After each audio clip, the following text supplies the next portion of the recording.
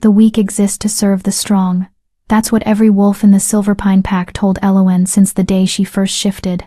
But on the coldest night in a century, when she dragged 15 frozen wolves across her threshold, she would learn that mercy was the rarest power of all, and the most dangerous. Chapter 1. The Omega's Burden. The wind screamed like a dying animal. Elowen pressed her shoulder against the cabin door, fighting the blizzard that clawed at the wooden frame with icy fingers.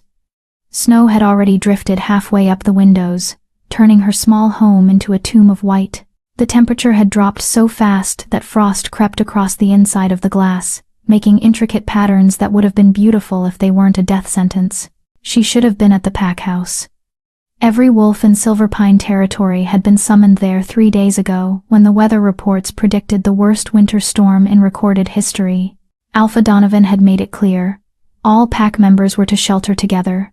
Safety in numbers, warmth in the collective. But Elowen wasn't really a pack member. Not in any way that mattered. Omega, they called her. The lowest rank. The weakest link. Born without the strength to fight. Without the dominance to lead. Without even the average abilities that would make her useful for hunting or patrol. Her wolf was small, her human form unremarkable, and her presence in the pack was tolerated only because werewolf law forbade abandoning your own kind. Barely. Don't bother coming to the pack house, Beta Thomas had told her when she'd approached the gathering group. His lip had curled with distaste as he looked her up and down. We don't have space for dead weight. The generators are for wolves who contribute. You'll just take up resources. His mate, Catherine, had laughed a bright, crystalline sound that cut deeper than any growl. Honestly, Elowen, you'd probably be warmer in your little cabin anyway. Less body heat to share means less for everyone else. Stay where you belong. Where she belonged. Alone. Always alone. So she'd stocked her cabin with what little she had: canned goods, candles, firewood. She'd spent months collecting and chopping herself, because no one would help her. Her wolf whimpered inside her chest, a small presence that felt more like a frightened dog than a predator. They weren't built for survival. Not really. But they would try. The storm had been raging for 2 days now. Elowen had burned through half her firewood, keeping the small space heated. She'd wrapped herself in every blanket she owned, layered 3 pairs of socks on her feet, and still her fingers were numb. The wind found every crack, every gap in the old cabin's walls. This place had been built for storage, not living, but it was what the pack had given her. Better than nothing, they said. Be grateful, they said. Elowen was trying to be grateful. She really was. She stirred the thin soup on her wood stove, mostly hot water, with a few vegetables and a precious handful of rice. She needed to make her supplies last. No one would check on her. No one would bring her food. If she died out here, they'd find her body in the spring thaw and shrug. Omega couldn't handle the cold, they'd say. Weak wolf. At least she didn't drain our resources. Her hand trembled as she lifted the spoon to her lips. The soup was barely warm, but it was something. Heat from the inside out. Her mother had taught her that, back before the sickness took her. Back when Elowen still had someone who cared if she lived or died. You're stronger than they think, little moon, her mother had whispered on her deathbed, her hand cold in Elowen's grip. Omega doesn't mean worthless. It means you see what others miss. You feel what others ignore. That's a gift, baby. Don't let them convince you otherwise. But gifts didn't keep you warm. Gifts didn't fill your belly. Gifts didn't stop the other wolves from sneering when you walked past. Elowen was setting down her bowl when she heard it. A sound beneath the howling wind. A scratching, weak and desperate. Her wolf perked up instantly. Ears metaphorically alert, even though Elowen was in human form. Something was outside. Something alive. She shouldn't open the door. Opening the door meant losing precious heat. Opening the door in this storm was suicide. The wind could rip it from her hands, could blast her small cabin with enough snow to bury her supplies, could extinguish her fire. The scratching came again. Weaker this time. Elowen's heart clenched. She knew that sound. She'd made that sound herself once, scratching at the pack house door after getting locked out during a prank the younger wolves had played. She'd stood in the cold for 3 hours, before someone finally heard her. She remembered how it felt, the desperation, the fear, the certainty that you were going to die and no one cared enough to save you. Her hand was on the door handle before she made a conscious decision. Don't be stupid, she told herself. It's probably just debris, a branch, something blown by the wind. The scratching came again, and this time she heard it. A whimper, small, pained, animal. Wolf. Elowen wrenched open the door. The blizzard exploded into her cabin with the force of a physical blow. Snow blasted her face, blinding her instantly. Wind tore at her clothes, her hair, her breath. The cold was so intense it felt like fire, burning her exposed skin. But there, on her doorstep, half buried in a snowdrift, was a wolf, not a werewolf in human form. An actual wolf. Gray and white, medium-sized, its fur crusted with ice. Its amber eyes met hers with desperate intelligence before closing weakly. No, no, no, Elowen gasped, dropping to her knees. The snow soaked through her pants instantly, so cold it ached. She grabbed the wolf under its front legs and pulled. Dead weight, heavier than she expected, her omega strength barely sufficient for the task. She dragged the wolf over her threshold, grunting with effort. Her muscles screamed, her wolf whimpered with the strain, but she got the animal inside. She turned to close the door, but something made her stop. Eyes, gleaming in the darkness beyond her doorway. Multiple pairs, dozens, more wolves. They emerged from the white curtain of the blizzard like ghosts, gray, black, brown, white. All of them covered in ice. All of them stumbling, swaying, barely able to stand. They moved toward her cabin with the last dregs of their strength, drawn by the light, the warmth, the only hope in miles of frozen death. Elowen's breath caught in her throat. There were so many. Too many. At least a dozen. Maybe more. Her cabin was barely big enough for her. How could she possibly? One of the wolves collapsed in her doorway. A large black male, his tongue lolling, his breathing shallow. He didn't get back up. The decision made itself. Come on, Elowen called out, her voice barely audible over the wind. Inside. Now. Come on. She grabbed the black wolf and hauled him over the threshold with strength she didn't know she had. Adrenaline. Desperation. The same thing that let mothers lift cars off their children. She wasn't going to let them die. She couldn't. The wolves came. One by one, they stumbled through her door. She counted them as they entered, her heart pounding. 3, 5, 8, 11. They collapsed on her floor, on her bed, against her walls. Great heaps of frozen fur and ice. Some were smaller, some were massive. One brown male was easily twice her size, his paws as big as her hands. 14, 15 wolves packed into a cabin meant for one person. Elowen slammed the door shut and threw her weight against it, forcing it closed against the wind. The latch clicked, the howling became muffled, and suddenly her cabin was filled with the sound of labored breathing, of whimpers, of animals too cold to even shiver anymore. Okay, she whispered, looking around at the disaster she'd just invited in. Okay, think.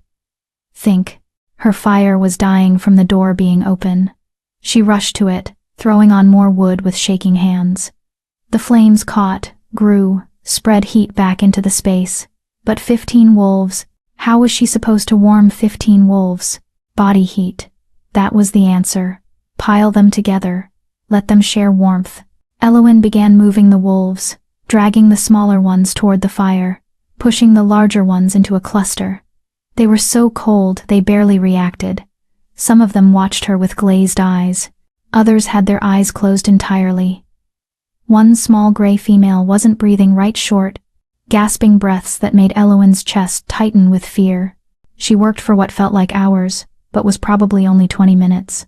She arranged the wolves in a semicircle around her fire, layered them on top of each other like puzzle pieces, threw every blanket she owned over the pile. She heated water on her stove and dribbled it into their mouths when they'd open them.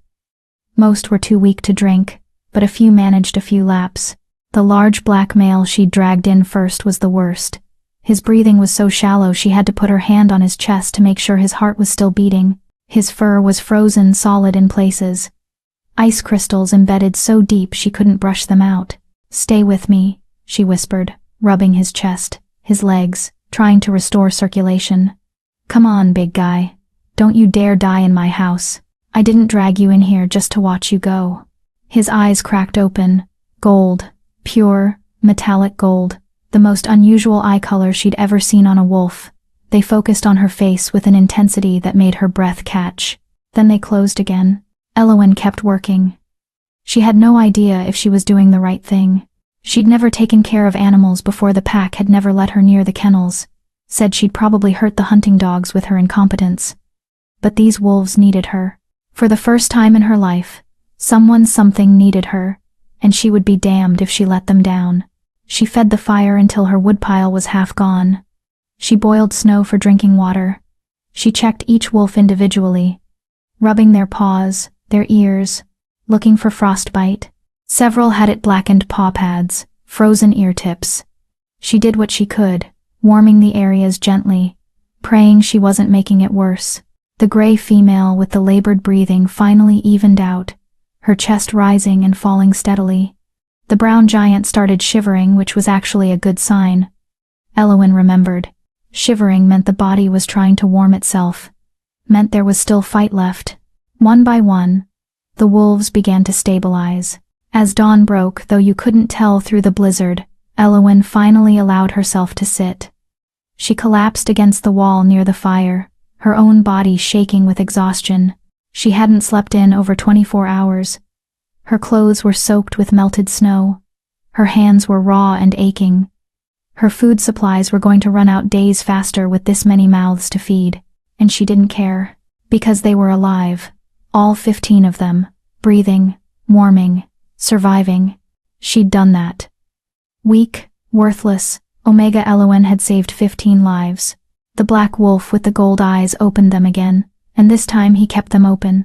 He stared at her for a long moment, something ancient and powerful swirling in those unusual irises.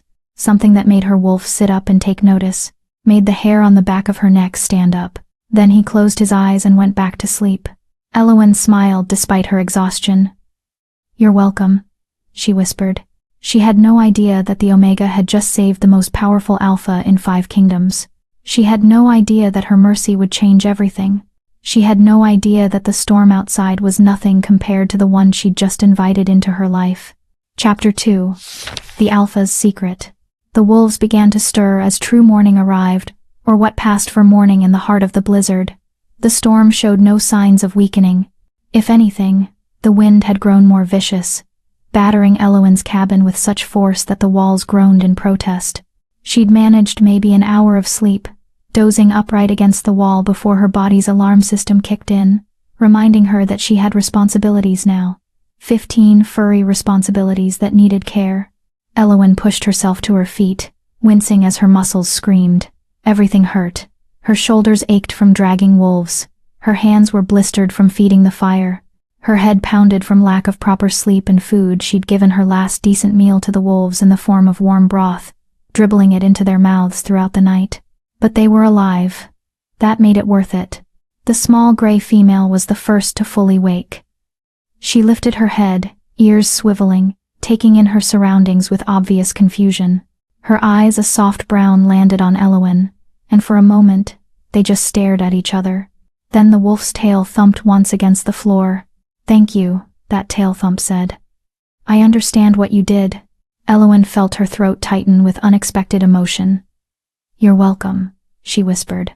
The gray female struggled to her feet, shaky but determined. She limped over to Elowen. One of her back paws was badly frostbitten, and pressed her head against Elowen's leg. The gesture was so trusting, so grateful, that Elowen had to bite her lip to keep from crying. When was the last time anyone had touched her with kindness? She couldn't remember. "Easy," Elowen murmured, running her hand over the wolf's head, checking her ears for frostbite.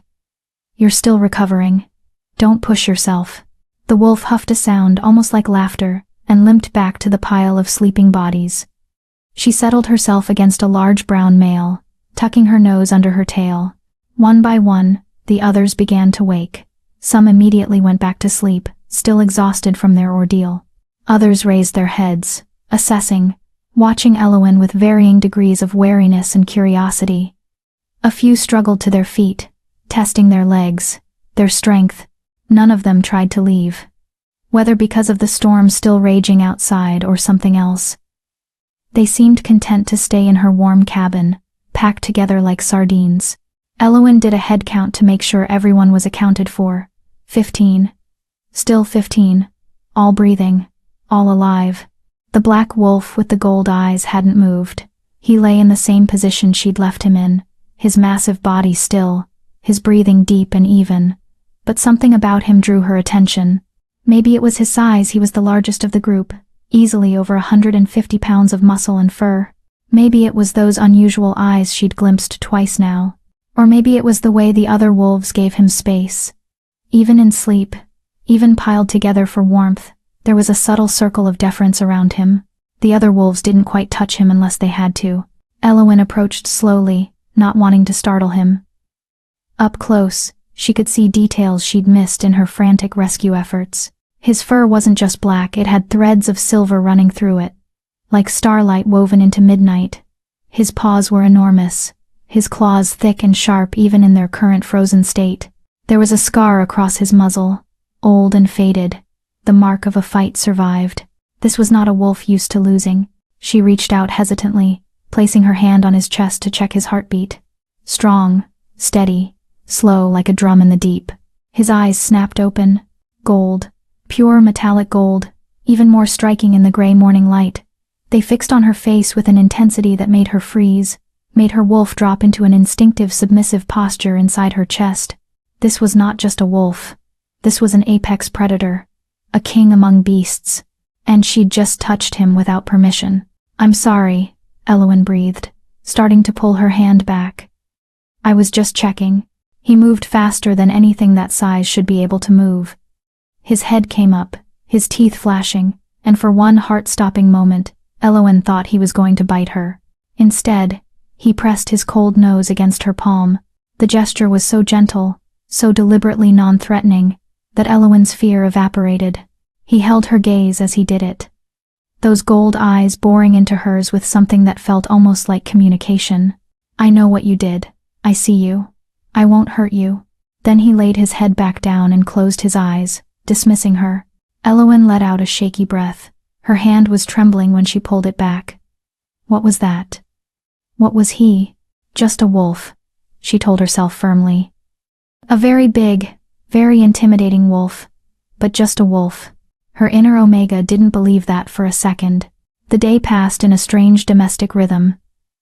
Eowyn melted snow for water, a constant task, since 15 wolves drank an enormous amount. She rationed out her food supplies, doing mental math that made her stomach clench. At this rate, she had maybe 3 days of food left. 4, if she stopped eating entirely and gave everything to the wolves. She'd worry about that later. Right now, they needed her. The wolves seemed content to rest, conserve energy, let their bodies recover from near death. A few of them ventured to the door when nature called, and Eowyn learned to time the openings perfectly.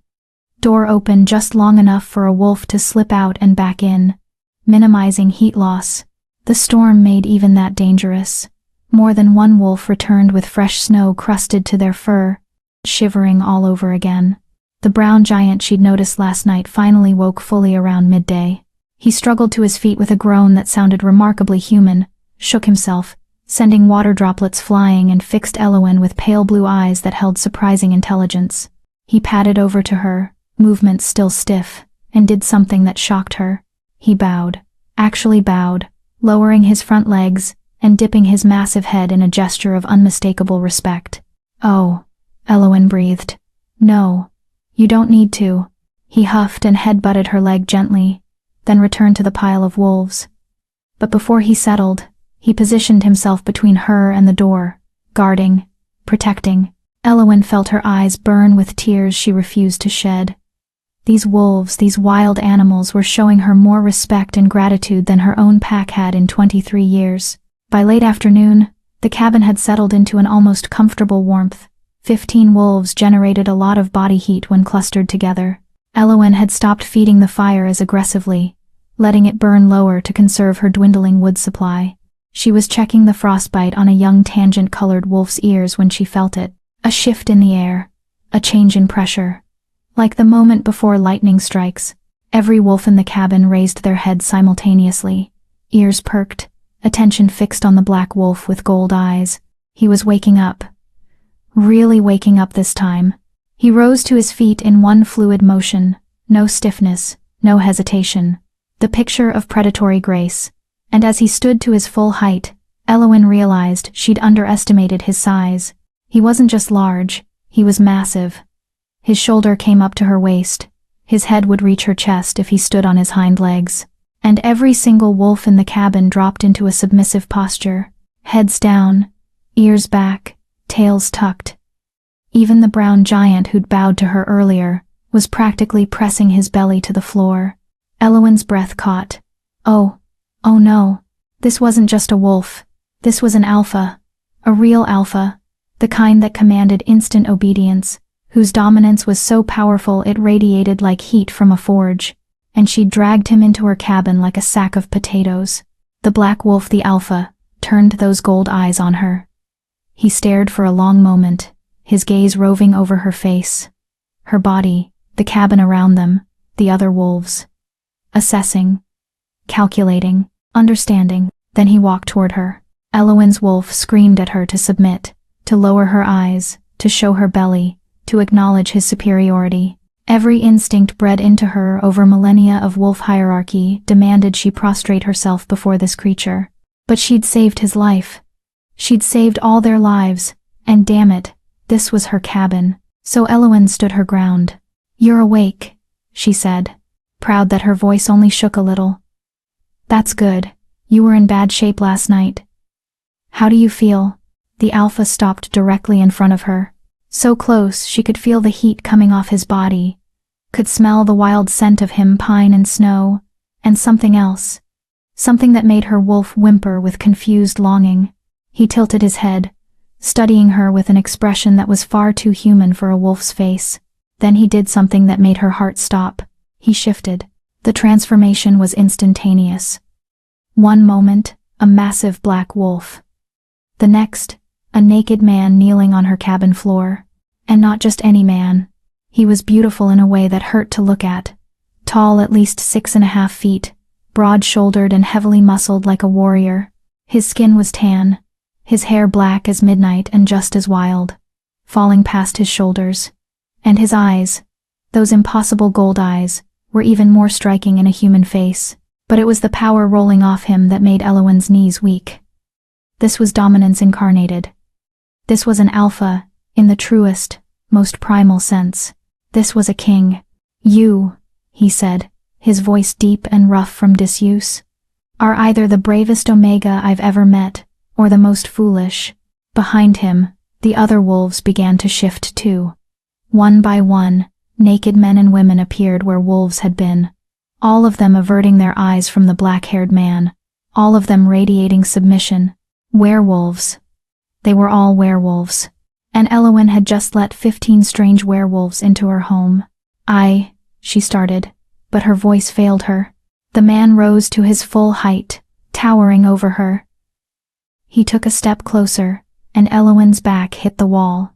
She was trapped between wood and alpha. Between safety and a predator who could kill her with one hand. "What's your name?"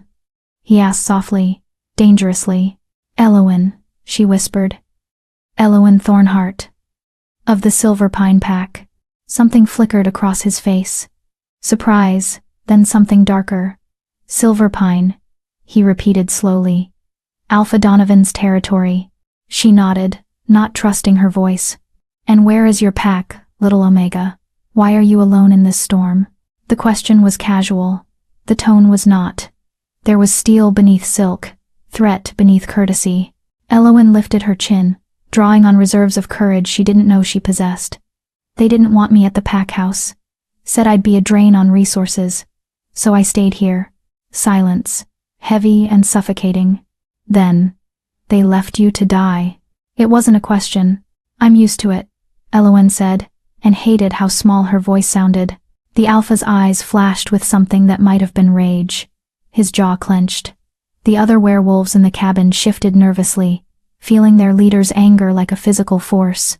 "You saved us," he said finally. 15 werewolves at great risk to yourself. You shared your food, your fire, your shelter. You asked for nothing in return. You needed help, Elowen said simply. I couldn't let you die. Even knowing what we were? Even knowing the danger? I didn't know what you were until 30 seconds ago, she admitted. I just knew you were freezing. The Alpha stared at her for a long moment. Then, impossibly, he smiled. It was small, barely a curve of his lips, but it transformed his face from terrifying to devastating. My name, he said, is Chaol Stormborn, Alpha King of the Northern Territories, Lord of the 5 Kingdoms, Commander of the Royal Guard. Elowen's heart stopped. Alpha King. The Alpha King. The most powerful werewolf in the known world. The ruler of territories that spanned thousands of miles. The wolf that other alphas bowed to. She'd dragged the Alpha King across her threshold and made him drink broth from a chipped bowl. Oh, goddess, she breathed. Oh, goddess, I'm so sorry. I didn't know. I never would have. Never would have what? Chaol interrupted gently. Saved my life? Saved the lives of my royal guard? He gestured to the other werewolves, who were watching the exchange with expressions ranging from awe to amusement, because that's what you did. Elowen Thornheart, you saved the king and his most trusted warriors, without hesitation, without expectation of reward. I just did what anyone would do, she stammered. No. His voice was firm. You did what almost no one would do. You showed mercy to strangers, compassion to creatures who could have torn you apart, selflessness when you had every reason to be selfish. He reached out slowly, telegraphing his movement, giving her every chance to pull away. When she didn't, he cupped her face with one large hand. His palm was warm, calloused, gentle. You are no Omega, Elowen Thornheart, he said quietly. You are a queen who doesn't know her own worth. Elowen's world tilted, and outside, the storm began to scream. Chapter 3. The King's Decree. Elowen couldn't breathe, couldn't think. The Alpha King's hand on her face felt like a brand, marking her, claiming her in some way she didn't understand. His gold eyes held hers with an intensity that made her wolf roll over in complete submission, but also something else. Something that felt like recognition. Your Majesty. One of the other werewolves spoke up, a woman with auburn hair and sharp green eyes. We need to assess our situation. The storm. Our location. Communication with the capital. Chaol's hand dropped from Elowen's face, and she immediately felt the loss of his warmth. He turned to address his guard, and the shift in his demeanor was instantaneous. Gone was the gentle male who'd called her a queen. In his place stood a commander, a ruler, every inch of him radiating authority. Report Valencia, he ordered. The auburn-haired woman Valencia straightened. Like all of them, she was naked, but she wore her nudity with the casual confidence of a warrior who'd shifted 1,000 times. We were 3 hours into our patrol of the northern border when the storm hit. Visibility dropped to 0 within minutes. We tried to make it back to the forward outpost, but the temperature fell so fast that several of our wolves began showing signs of hypothermia. I ordered us to find shelter, the brown giant added. He had a deep, rumbling voice that matched his size. We tracked a smoke scent, her fire, but by the time we reached the cabin, we were all past the point of shifting back. The cold had locked us in wolf form. Chaol nodded grimly. If we'd tried to shift, we would have died instantly. Human form has no defense against that kind of cold. His gaze flicked to Elowen. You saved us from a choice between freezing as wolves or dying as humans. I didn't know you had a choice, Elowen admitted. I just saw wolves who needed help. Which brings us to our current predicament, Valencia said, her tone all business. We're stranded in Omega territory, no offense, she added quickly, glancing at Elowen. None taken, Elowen murmured. She was used to worse. We have no way to contact the capital. The storm has knocked out all communications. No one knows where we are, And once the storm clears, we'll be at least 2 days' travel from the nearest royal outpost. Valencia crossed her arms. And we're completely dependent on the hospitality of a lone Omega who has every reason to hate Alphas. The words hung in the air like an accusation. Kale's expression darkened. Explain. Valencia hesitated, glancing at Elowen uncertainly. Your Majesty, perhaps we should discuss this. Explain, Kale repeated, his voice dropping to a dangerous rumble that made every wolf in the cabin flinch. Why would Elowen have reason to hate Alphas? Because we treat Omegas like garbage, a younger male spoke up. He had sandy, blonde hair and blue eyes that held genuine remorse. The hierarchy system. Omegas are at the bottom. They get the worst jobs, the worst housing, the worst treatment, and their own packs. He stopped, looking at Elowen with something like pity. Their own packs abandon them first when resources are scarce, like leaving them to die in a blizzard. The small gray female added quietly. She'd shifted into a petite woman with silver blonde hair and those same soft brown eyes. While the rest of the pack shelters together in warmth and safety. Kale's jaw clenched so hard Elowen heard his teeth grind. Is this true? He turned to her, those gold eyes blazing. Did Alpha Donovan knowingly leave you to die? Elowen wanted to lie, wanted to make excuses, wanted to protect her Alpha because that's what Omegas did. They protected the pack, even when the pack didn't protect them. But she was so tired of lying. Yes, she said simply. Beta Thomas told me not to come to the pack house, said I'd be a waste of resources. I'm only alive right now because I'm too stubborn to die when I'm told to. The temperature in the cabin seemed to drop despite the fire. Kale's power filled the space like a living thing, pressing against Elowen's skin, making her wolf cower. But it wasn't directed at her. It was rage, pure and primal, held under iron control. I see, he said softly, too softly. And how long have you been Omega, Elowen? Since I first shifted. 14 years. 14 years of this treatment. She nodded. 14 years of being treated as less than, as disposable, as unworthy.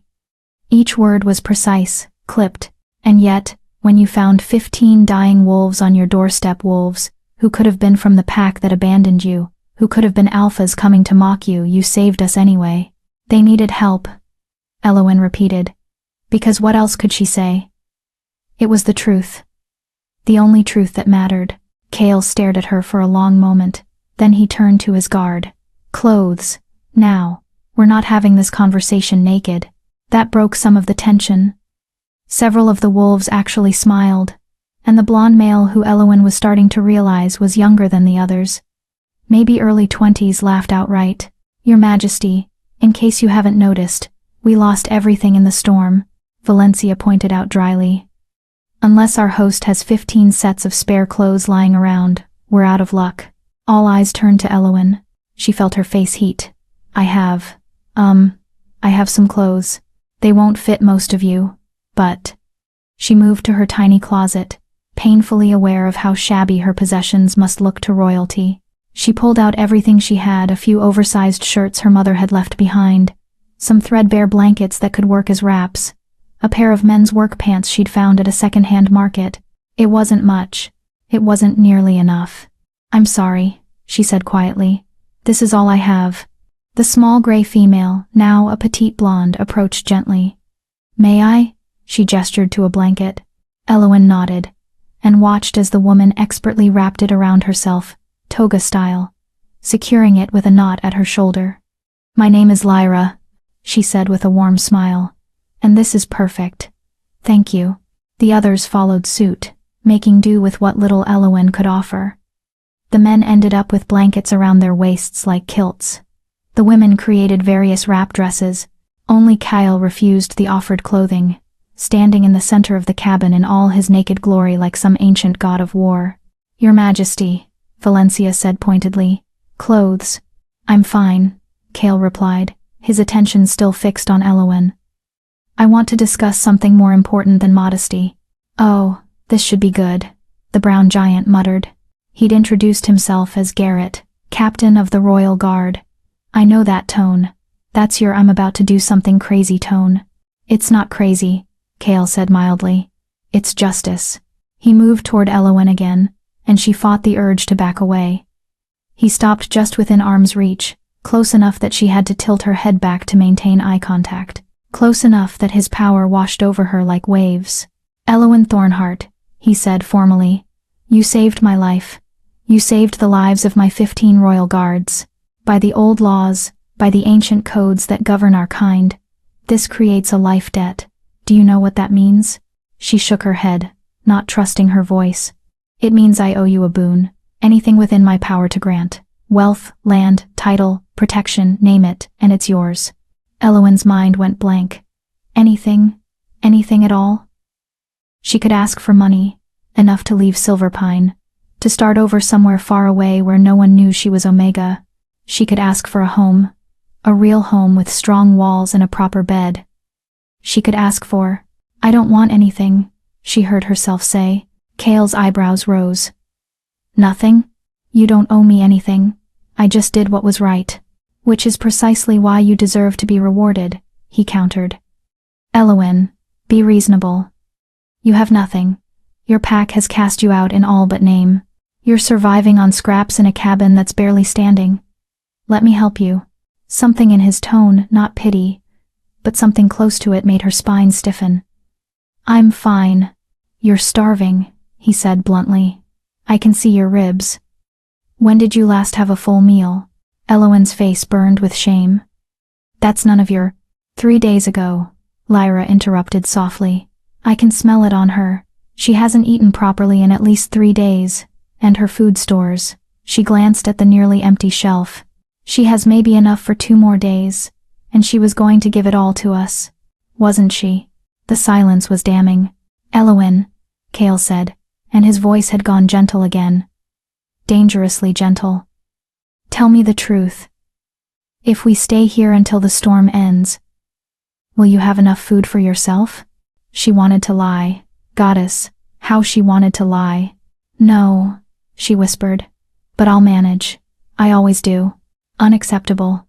The word was flat, final. Cale turned to his guard. "Inventory. What do we have that could help?" "Nothing," Garrett admitted. "We were traveling light for the patrol. No supplies beyond what we carried in wolf form, and we lost everything in the storm." "Then we hunt," Cale decided. "Storm or no storm, there has to be game out there. You can't." Elowen interrupted. "The storm is too severe. You'll die if you go out there for more than a few minutes. I've been watching it.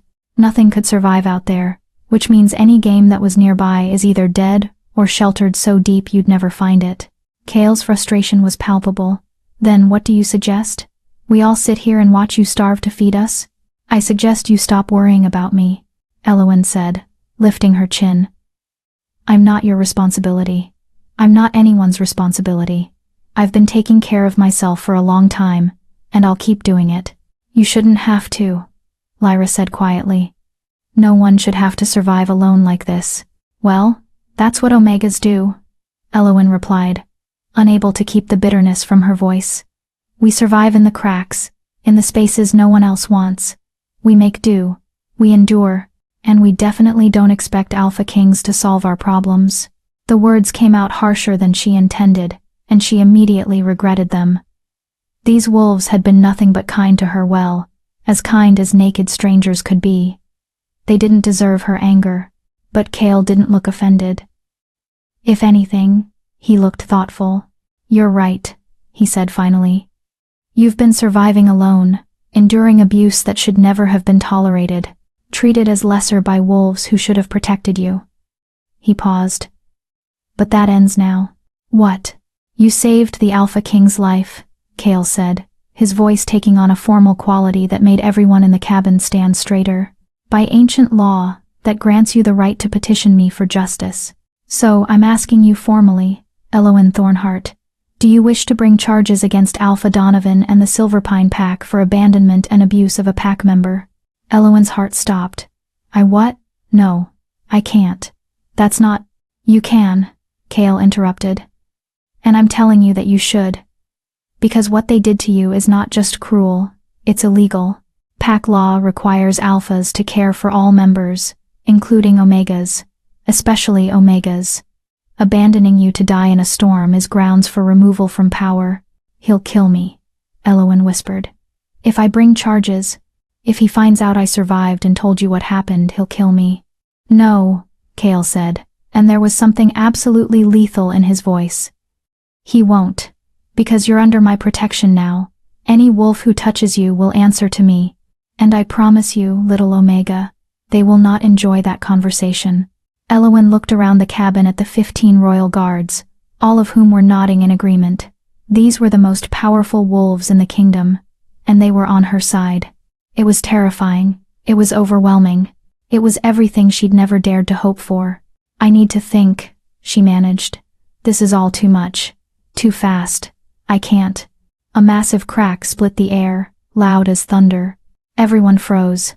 The roof, Garrett said grimly. The weight of the snow. It's going to collapse. And as if his words had summoned it, the ceiling began to groan.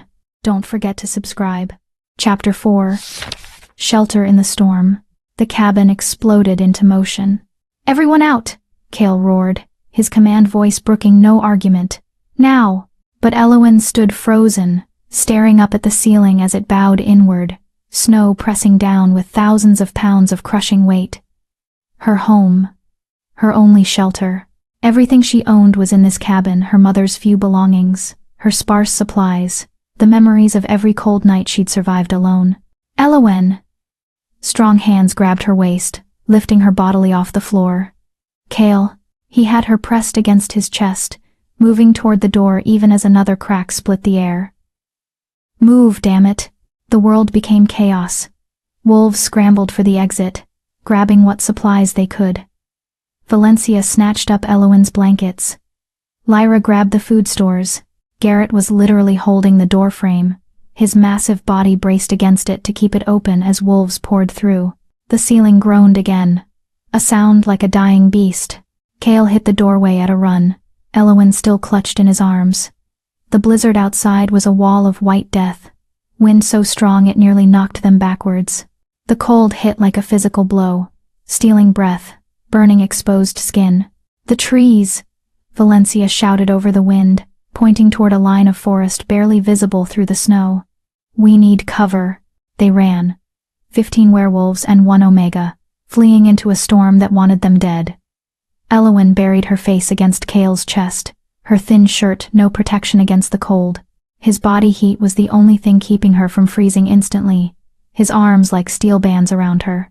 Behind them, the cabin collapsed with a sound like the world ending. Elowen felt the vibration through Chaol's chest, heard the crash of wood, and stone, and snow. 14 years of her life, gone in an instant. The only place she'd ever called home, destroyed. Don't look back, Chaol commanded, his voice rough against her ear. Keep moving. We're not dying today. The forest rose up before them like salvation, massive pines with branches heavy with snow, creating pockets of relative shelter beneath their boughs. The guard didn't hesitate, diving into the tree line, seeking any protection from the lethal wind. Garrett found it first. Here, a hollow. They converged on his position, a depression in the ground where several fallen trees had created a natural shelter, their trunks forming walls and their branches overhead providing a crude roof. It wasn't much. It was barely anything. But it was better than the open storm. The wolves piled in, pressing together for warmth. Chaol set Elowen down carefully in the center of the hollow, immediately positioning himself between her and the worst of the wind. The others formed a circle around them, creating a living windbreak with their bodies. Everyone accounted for? Chaol demanded, doing a quick head count. All present, Valencia confirmed, though her lips were already turning blue. But we won't last long like this. The cold. We shift, Garrett interrupted. Fur is better insulation than human skin. We shift and pile up like we did in the cabin. The Omega can't shift with us, Lyra pointed out, her teeth chattering. She'll be crushed in the middle, and she needs the warmth most. She's not built for this cold. Then we shift around her, Chaol decided. Create a den. She stays human in the center. We provide the heat and protection. Your Majesty, with respect? That's, Valencia started. Not a debate, Chaol cut her off. His gold eyes swept the group, fierce and unyielding. We survived because of her. We will not let her die because of us. Shift. Now. That's an order. The transformation rippled through the group. One by one, humans became wolves again, massive, powerful creatures designed for survival in harsh climates. They arranged themselves with military precision, largest wolves on the outside facing the wind, smaller ones toward the center where Elowen huddled. Chaol was the last to shift. He held her gaze for a long moment, something unreadable in those golden eyes. Then he changed, and the massive black wolf stood before her once more. He lay down directly against her, his body a wall of warmth. The other wolves closed in, forming layers of fur and heat around her. Lyra pressed against her left side. A large gray male she didn't know took her right. More wolves piled on top, creating a living cave of fur with Elowen at its heart. It should have been terrifying. Should have been suffocating. 15 massive predators pinning her down, their weight enormous, their teeth inches from her skin. Instead, it was the safest Elowen had ever felt. The wolves' body heat began to accumulate in their makeshift den. Their breathing created a pocket of warm, moist air. The wind still howled outside. The cold still killed anything foolish enough to face it. But here in the center of the pack, Elowen was warm. She was alive. And she wasn't alone. Tears burned her eyes. She tried to hold them back, but exhaustion and fear and overwhelming gratitude broke through her defenses. She cried silently, her shoulders shaking, her face pressed into Chaol's thick fur. The wolf made a low, rumbling sound, not a growl. Something gentler, comforting. His massive head turned, and he nuzzled her face with his muzzle, licking away her tears with a warm tongue. "I'm sorry," she whispered. "I'm sorry I lost your shelter. I'm sorry I couldn't keep you safe. I'm sorry." Chaol huffed a sound of clear disagreement and nuzzled her again. Around them, the other wolves made similar sounds. Reassurance. Comfort. Pack noises. Elowen realized with a start. They were treating her like pack. "Rest," a voice said. Elowen's eyes snapped open in shock. The voice had been in her head, warm and deep, and unmistakably Chaol's. "You've done enough, brave Omega. Let us protect you for a while." "How?" she started. "Alpha privilege," he replied, amusement coloring his mental tone. "I can speak mind to mind with any wolf in my presence. Now stop thinking and sleep. You're exhausted, and we have a long wait ahead of us. The storm will end when it ends. We'll survive it together, I promise." Elowen wanted to argue, wanted to stay vigilant, to watch for dangers, to keep herself separate and safe the way she'd learned to do. But she was so tired, bone deep, soul-weary tired, and for the first time in 14 years, she had something telling her it was okay to rest. So she closed her eyes and let the darkness take her. She woke to eerie silence. The wind had stopped, the howling had ceased. The world outside their den of wolves was quiet in a way that felt almost unnatural after days of constant noise. Elowen stirred, and immediately felt the wolves around her shift. They'd stayed in wolf form, she realized. Stayed in position around her all night, protecting her while she slept. "The storm's over," she whispered. Chaol lifted his head, ears swiveling. Then he carefully extricated himself from the pile and padded to the edge of their shelter. He looked out, assessing, then shifted back to human form. "The storm has passed," he confirmed. "But the damage..." He trailed off, his expression grim. One by one, the other wolves shifted and crawled out of their den. Elowen followed, her muscles stiff and aching from a night curled in an awkward position. What she saw took her breath away. The forest was transformed. Snow had piled in drifts taller than her head. Trees had been snapped like twigs by the wind, and in the distance, where her cabin should have been, there was only a mound of white, completely buried, completely destroyed. "Oh," she breathed. Just that one word, because nothing else would come. "I'm sorry," Lyra said softly, appearing at her side. "I know it wasn't much, but it was yours. It was all I had." Elowen corrected, her voice hollow. "Everything I owned. Every memory of my mother. All of it. Gone." "Not everything," Valencia said, holding up the bundle of blankets she'd grabbed during the evacuation. We saved what we could. It wasn't much. A few blankets, some canned goods, her mother's old shawl. Elowen took the shawl with trembling hands, pressing it to her face. It still smelled like her mother, lavender and honey and safety. She'd lost everything else. But she had this. It was something. What now? The young blonde male asked. He'd introduced himself as Finn during the night, speaking mind to mind the way Kale had. We're stranded in Omega territory with no supplies, no shelter, and no way to contact the capital. We walk, Kale said simply. The forward outpost is 2 days northeast. We can make it in wolf form in less time if the weather holds. And her? Garrett jerked his chin at Elowen. She can't keep pace with us in wolf form. And she certainly can't walk 2 days through snow this deep in human form. All eyes turned to Elowen. She straightened her spine, refusing to be the weak link. I'll manage. I've survived worse. Have you survived a 2-day forced march through chest-deep snow in temperatures well below freezing? Valencia asked, not unkindly. Because that's what we're looking at. Then I'll stay here, Elowen said, lifting her chin. Find shelter, wait for rescue. You don't need to slow down for me. Absolutely not, Kale said flatly. We're not leaving you. Your Majesty, be reasonable, Valencia argued. She'll slow us down. We could make the outpost in half a day if we run in wolf form. With her, it'll take 3 days minimum.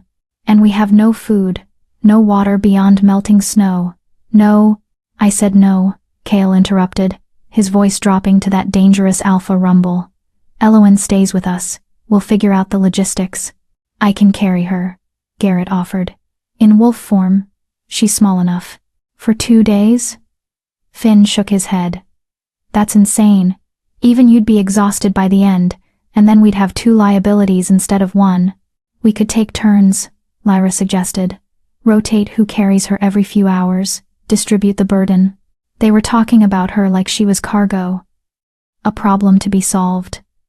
Elowen felt her cheeks burn with humiliation. This was exactly why she'd learned to survive alone. She refused to be anyone's burden. I have another idea, Kale said quietly, but Elowen has to agree to it. Everyone fell silent. Kale approached her slowly, those gold eyes intense on her face. There's a way to make this work, a way to keep you safe, keep you warm, and allow us to move at full speed. How? Elowen asked warily.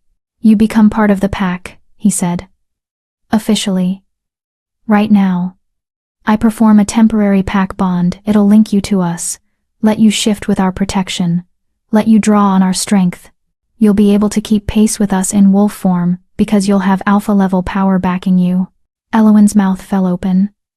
That's not possible. Omegas can't bond to alpha packs. The power differential is exactly why it would work, Kale interrupted. My power would stabilize yours, give you what you need to survive.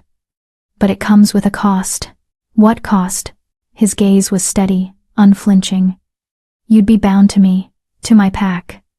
For as long as the bond holds, which could be days or weeks depending on how strong the connection becomes, you'd feel my emotions, my presence. You'd be compelled to stay close to the pack, and breaking the bond, he hesitated. Breaking it could hurt, a lot. And if I refuse, then we carry you, he said simply. And we move slowly, and we risk all our lives because I refuse to leave you behind. The choice is yours, Elowen. But I'm asking you to trust me. Trust us. Let us help you. Elowen looked around at the 15 wolves watching her. The royal guard, the most elite warriors in the kingdom. And they were waiting for her decision like it mattered, like she mattered. If I agree, she said slowly, what happens after we reach the outpost? That's up to you, Kale replied. The bond can be severed once you're safe. You can return to your pack, or, he paused, or you can stay with us, join the royal pack officially. You'd never be alone again, Elowen. Never cold, never hungry, never abandoned. It was too much, too tempting, too impossible. Why? She whispered. Why do you care so much about 1 Omega? Kale stepped closer, so close she could feel the heat radiating from his bare skin. He reached out slowly, cupping her face with both hands, forcing her to meet his gaze. "Because in all my years as king," he said quietly, "I've never met anyone with a heart as pure as yours. You saved us without hesitation, without expectation, without fear. You gave everything you had to strangers who could have killed you. That kind of courage, that kind of compassion that's rarer than any power, any title, any throne. And I'll be damned if I let the world break you." Elowen felt tears slip down her cheeks. "I'm scared." "I know," he said gently. "But I promise you, I will keep you safe. We all will. You just have to let us." She looked into those impossible gold eyes and saw only truth. "Okay," she breathed. "Okay, I trust you." Cale's smile was like sunrise. "Then let's begin." Chapter 5. The Bonding. Cale released her face and stepped back, his expression shifting from gentle to ceremonial. The other wolves formed a circle around them, standing at attention like guards witnessing something sacred. The morning sun broke through the dispersing storm clouds, casting golden light across the snow-covered landscape. "This is an ancient ritual," Cale explained, his voice taking on a formal cadence. "Older than the kingdoms, older than the hierarchies we've built. In the beginning, all wolves were equal alphas, betas, omegas. We survived together, or we died alone. This bond honors that truth." Elowen's heart hammered against her ribs. "What do I need to do?" "Give me your hands." She extended them, trembling slightly. Cale took them in his palms warm and rough. The contact sent a jolt through her system, not quite electric, but something deeper. "Recognition," her wolf whispered. "Destiny." "Elowen Thornheart," Cale began, his gold eyes locked on hers. "Do you willingly accept this bond? Do you offer your trust to this pack? Your strength to our cause? Your heart to our protection?" The words felt heavy with power, with meaning that went beyond their surface. This wasn't just about survival, this was about belonging, about choosing to be part of something greater than herself. "I do," she whispered. "Do you swear to honor the pack, to stand with us in darkness and light, to share in our burdens as we share in yours?" "I do." Cale's grip tightened on her hands. "Then by the power vested in me as Alpha King, by the ancient laws that bind our kind, I claim you as pack. I offer you my strength, my protection, my loyalty. What threatens you threatens me. What hurts you hurts me. We are bound, from this moment forward, until death or choice parts us."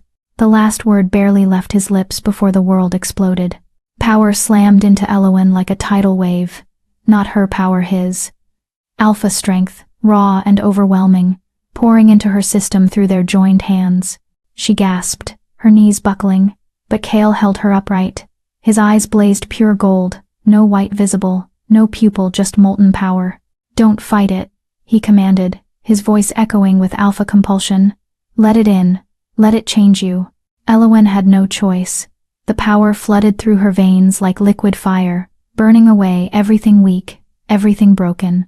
Her wolf, small and timid and cowering, suddenly roared to life, growing, strengthening, fed by alpha magic until she was no longer a frightened shadow but something magnificent. She felt the others too. 15 distinct presences blooming in her mind like stars. Valencia's sharp intelligence, Garrett's steady strength, Lyra's gentle warmth, Finn's playful energy. Each member of the royal guard became a point of light in her consciousness, connected by threads of pack bond. And at the center of it all was Cale, blazing like the sun. His presence in her mind was enormous, overwhelming, all-consuming. She felt his power, yes, but also his emotions, his fierce protectiveness, his unexpected tenderness, his absolute certainty that she was worth saving. It was too much, too intense. Elowen felt herself fracturing under the weight of it all. "Stay with me," Cale's voice, both out loud and in her mind. "You can handle this. You're stronger than you know." "I can't," she gasped. "You can. You already have. You survived 14 years alone. You saved 16 lives without hesitation. You faced down an Alpha King with courage. This power doesn't make you strong, Elowen. It just reveals what was always there." His words anchored her. gave her something to hold onto as the transformation completed. The fire in her veins began to cool, settling into a steady warmth. The presences in her mind shifted from overwhelming to comfortable, and her wolf goddess, her wolf, stood tall and proud for the first time in her life. Elowen opened eyes she didn't remember closing. Chaol was smiling at her, his own eyes back to their normal gold. "Welcome to the pack, Elowen." She tried to respond, but her voice came out as a sob. The emotion was too much joy and relief and belonging all tangled together. She'd spent 14 years invisible, untouchable, alone, and now she had 16 wolves in her head, their warmth and acceptance washing over her like a benediction. "I know," Chaol said softly, pulling her into an embrace. "I know, let it out." So she did. She cried against his bare chest while the Alpha King held her, while the royal guard surrounded them in a protective circle, while the sun rose higher and painted the snow with gold. She cried for every lonely night, every cruel word, every moment she'd believed she was worthless. And when she was done, when the tears finally stopped, she felt lighter, cleaner, reborn. "Better?" Lyra asked gently, appearing at her side with a blanket. Elowen nodded, accepting the covering. Now that the bonding was complete, she was acutely aware that Chaol was still naked, that all of them were naked except for the makeshift wraps some had fashioned. Her face heated with embarrassment. Chaol chuckled, the sound rumbling through his chest, and bizarrely echoing through the pack bond. "You'll get used to it. Werewolves aren't modest creatures. We shift too often to care about nudity." "Still," Valencia said dryly, "we should probably figure out the clothing situation before we start our journey. I'd rather not arrive at the forward outpost with the Alpha King in all his glory. The soldiers will never let him live it down." That got laughs from the group, breaking the emotional tension. "Priorities," Chaol agreed, releasing Elowen and turning to address his guard. "We need to assess our resources, plan our route, and determine our best speed. Garrett, what's your read on the weather?" The big man tilted his head back, sniffing the air. "Cold but clear. No more storms on the horizon. At least not for the next few days. But the snow is deep 4 feet in some places, deeper in the drifts. Traveling in human form would be suicide." "Wolf form it is then," Chaol decided. "Elowen, how do you feel? Can you shift?" She blinked, startled. She hadn't even thought about shifting. The transformation had always been painful for her, difficult, something she avoided unless absolutely necessary. But now, with the pack bond humming in her veins, "I think so," she said slowly. "It feels different. Easier." "Try it," Chaol encouraged. "We'll be right here if something goes wrong." Elowen took a deep breath and reached for her wolf. Normally, this was like trying to grasp smoke. Her wolf was so small, so weak, that the shift required intense concentration and left her exhausted. Not anymore. Her wolf rose up like a tidal wave, powerful and eager. The shift happened in a heartbeat, bones rearranging, fur sprouting, senses sharpening. One moment she was human, the next she was standing on 4 legs, her perspective shifted closer to the ground. But this wasn't her old wolf. This wasn't the small, frightened creature that had barely qualified as a predator. This wolf was bigger, stronger. Her fur was the color of moonlight, silver white, with hints of pale gold. Her paws were larger, her legs more muscled. When she looked up at Chaol, she saw shock in his golden eyes. "Goddess," Valencia breathed. "She's beautiful." Elowen looked down at herself, or tried to. All she could see was pale, gleaming fur. She felt different, powerful in a way she'd never experienced. The pack bond pulsed in her chest, feeding her strength, stabilizing her form. "How do you feel?" Chaol asked through the mind link, and hearing his voice in her head while in wolf form felt natural. "Right. Strong," she replied, testing the mental connection. Her mind voice came out clear, steady. "I feel strong." "You are strong," he corrected. "You always were. Now you just have the power to match it." He shifted, the massive black wolf appearing in place of the man. "Let's see if you can keep up with us." It was a challenge, a playful one, judging by the warmth in his mental tone. The other wolves shifted as well, forming a pack of magnificent creatures, all of them larger and more powerful than any wild wolf had a right to be. Kale took off running. Elowen's instincts kicked in before her mind could catch up. She bolted after him, her legs eating up ground in powerful strides. Snow flew beneath her paws. The cold air burned in her lungs, but in a good way, an alive way. She dodged around trees, leaped over fallen logs, her new body responding to her commands with a grace she'd never possessed. Kale was fast, alpha fast, but she kept pace. The pack bond fed her strength, let her draw on his power to supplement her own. She felt the others running behind her, their presences warm in her mind. Valencia's competitive spirit, Garrett's steady endurance, Lyra's quiet joy.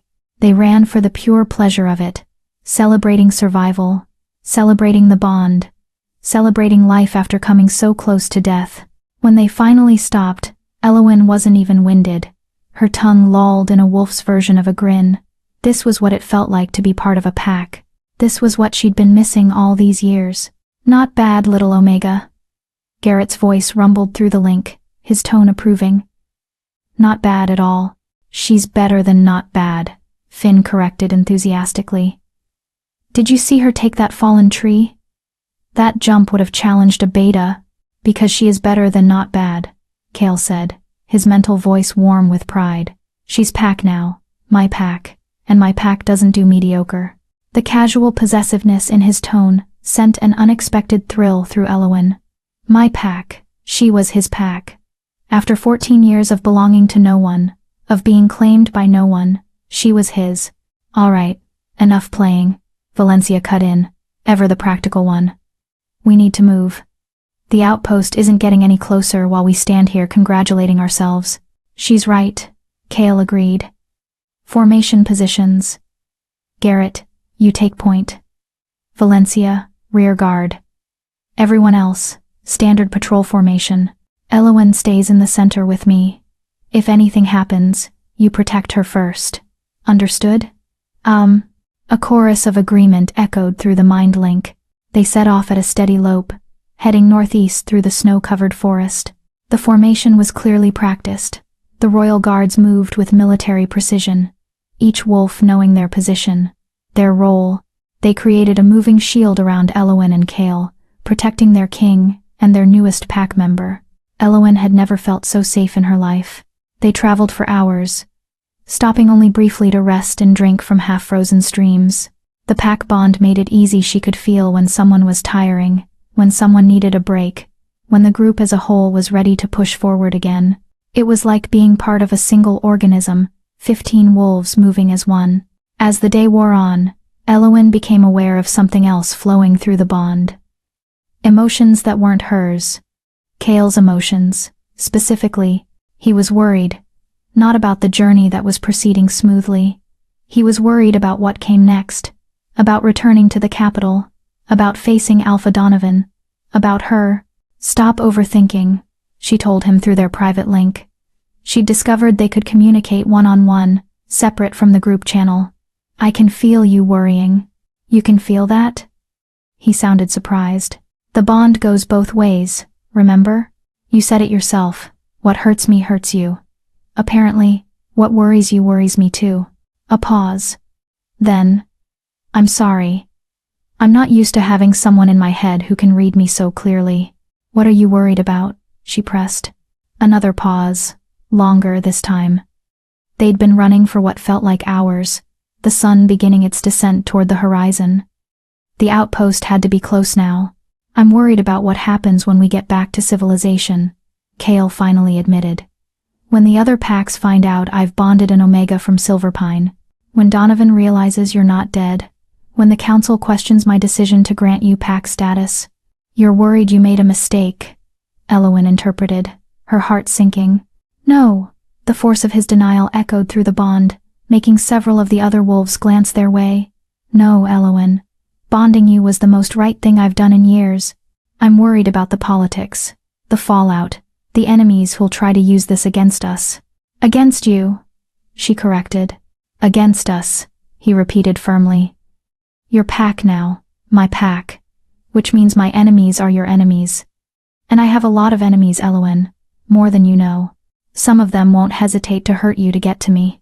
The thought should have terrified her, should have made her want to run, to break the bond, to go back to being invisible and safe. Instead, she felt anger, hot and fierce. Let them try. Kale's surprise rippled through the bond. You're not afraid? Oh, I'm terrified, she admitted. But I'm also done being treated like I'm disposable. If your enemies want to come for me, they'll find out that this Omega has teeth now.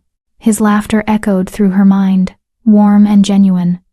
You really are something special, you know that? Before she could respond, Garrett's voice cut through the pack link. Outpost ahead. Half a mile.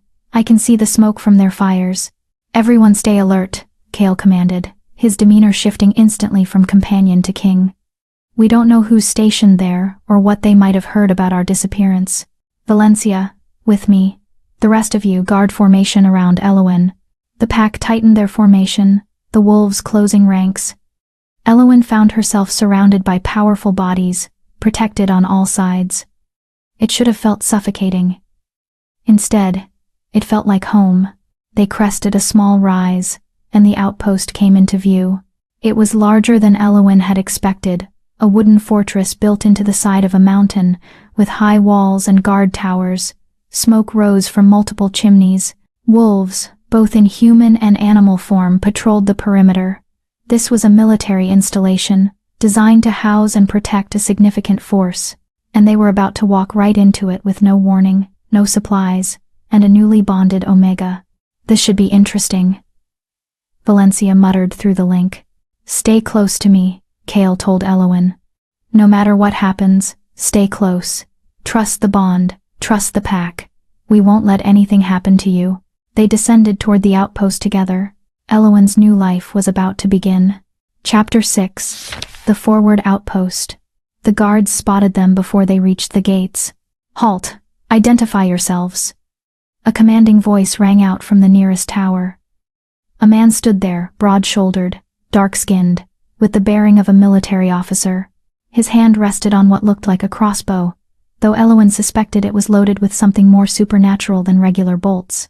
Kale shifted mid-stride, his transformation so smooth it barely broke his pace. One moment, a massive black wolf. The next, a naked man striding through the snow like he owned the world. Which, Elowen supposed, he technically did. Commander Thorn, Kale called up, his voice carrying the weight of absolute authority. I suggest you lower that weapon before you accidentally shoot your king. The effect was instantaneous. The commander's face went from suspicious to shocked to horrified in the span of 3 seconds. Your Majesty? He whirled to someone behind him. Open the gates. Open the damn gates, now. The king is alive. The outpost exploded into motion. The massive wooden gates swung inward, soldiers pouring out to form an honor guard. Every one of them dropped to one knee as Kale approached, fists over their hearts in salute. Their shock was palpable, clearly. They'd given him up for dead in the storm. Rise, Kale commanded. We don't have time for ceremony. My guard needs shelter, food, and warm clothes. And someone get me a damn pair of pants. That broke the tension. Several soldiers actually laughed, and a young woman sprinted back toward the main building, presumably to fetch clothing. Commander Thorn descended from his tower, moving with military efficiency. He was older than Kale, mid-50s, perhaps with gray threading through his black hair and scars that spoke of decades of service. When he reached Kale, he didn't kneel again. Instead, he clasped forearms with his king, in what was clearly a gesture of deep respect and relief. We thought you were dead, Thorn said bluntly, his voice rough with emotion. The storm hit so fast, so hard. When you didn't return from patrol and we lost all communication. The capital has been in chaos for 3 days. They're preparing succession protocols. Kale's expression darkened. Succession protocols? Already? The council insisted. With no word from you or your guard, they assumed the worst. Thorn's gaze swept over the assembled wolves, still in animal form. I see you all survived. That's miraculous, honestly. How? We'll brief you inside, Kale said, after we're warm and clothed. But first. He turned. gesturing toward where Elowen stood in wolf form, still surrounded by her protective guard. I need to introduce someone. Every eye in the outpost turned toward her. Elowen fought the urge to shrink back, to make herself small and invisible like she'd learned to do in Silverpine. But she wasn't in Silverpine anymore. She was Pack now. Kale's pack. She had 16 wolves at her back who would die for her. So she lifted her head and met their stares head-on. "Shift, Elowen," Kale said gently through their private link. "Let them see you. Show them the wolf who saved their king." She shifted, the transformation coming easily now. Human again, she stood in the snow wearing nothing but her mother's shawl which she clutched around herself desperately. Her long dark hair fell around her shoulders, and she could feel every soldier's gaze assessing her. Small, thin, unremarkable. Everything in Omega was supposed to be, except for her eyes. Her eyes, she knew, now held the reflection of alpha power. The bond had changed her on a fundamental level, and it showed. "Gentlemen," Kale said, his voice carrying across the outpost. "This is Elowen Thornheart. She's the reason your king stands before you today. She saved my life, and the lives of my entire guard during the storm. She gave us shelter, warmth, and protection at great personal cost. And as of this morning, she is a full member of the royal pack." The silence that followed was deafening. Then Commander Thorn did something that made Elowen's throat tight. He went down on one knee, fist over his heart, and bowed his head. "My lady," he said formally, "you have the gratitude of the Northern Guard and the loyalty of every soldier in this outpost. Welcome." One by one, the other soldiers followed suit. Dozens of warriors, dropping to their knees in the snow, bowing to an Omega. Elowen couldn't breathe, couldn't think. This wasn't real. This couldn't be real. "Breathe," Kale murmured through the bond. "You deserve this. Every bit of it." The young woman who'd gone for clothes returned at a run, her arms full of fabric. She approached Kale first, offering him pants and a shirt, both of which he donned with casual efficiency. Then, she turned to Elowen, her expression awed. "My lady," she said breathlessly, "I brought these for you. They might be too big, but—" "They're perfect," Elowen interrupted, accepting the bundle gratefully. Warm wool pants, a thick tunic, fur-lined boots, and a heavy cloak. Practical military clothing, meant for survival in harsh conditions. "Thank you." The girl beamed like Elowen had given her the world. "I'm Sergeant Maya. If you need anything at all, just ask. It's an honor to serve you." "The honor is mine," Elowen replied, and meant it. She dressed quickly, aware of too many eyes still watching.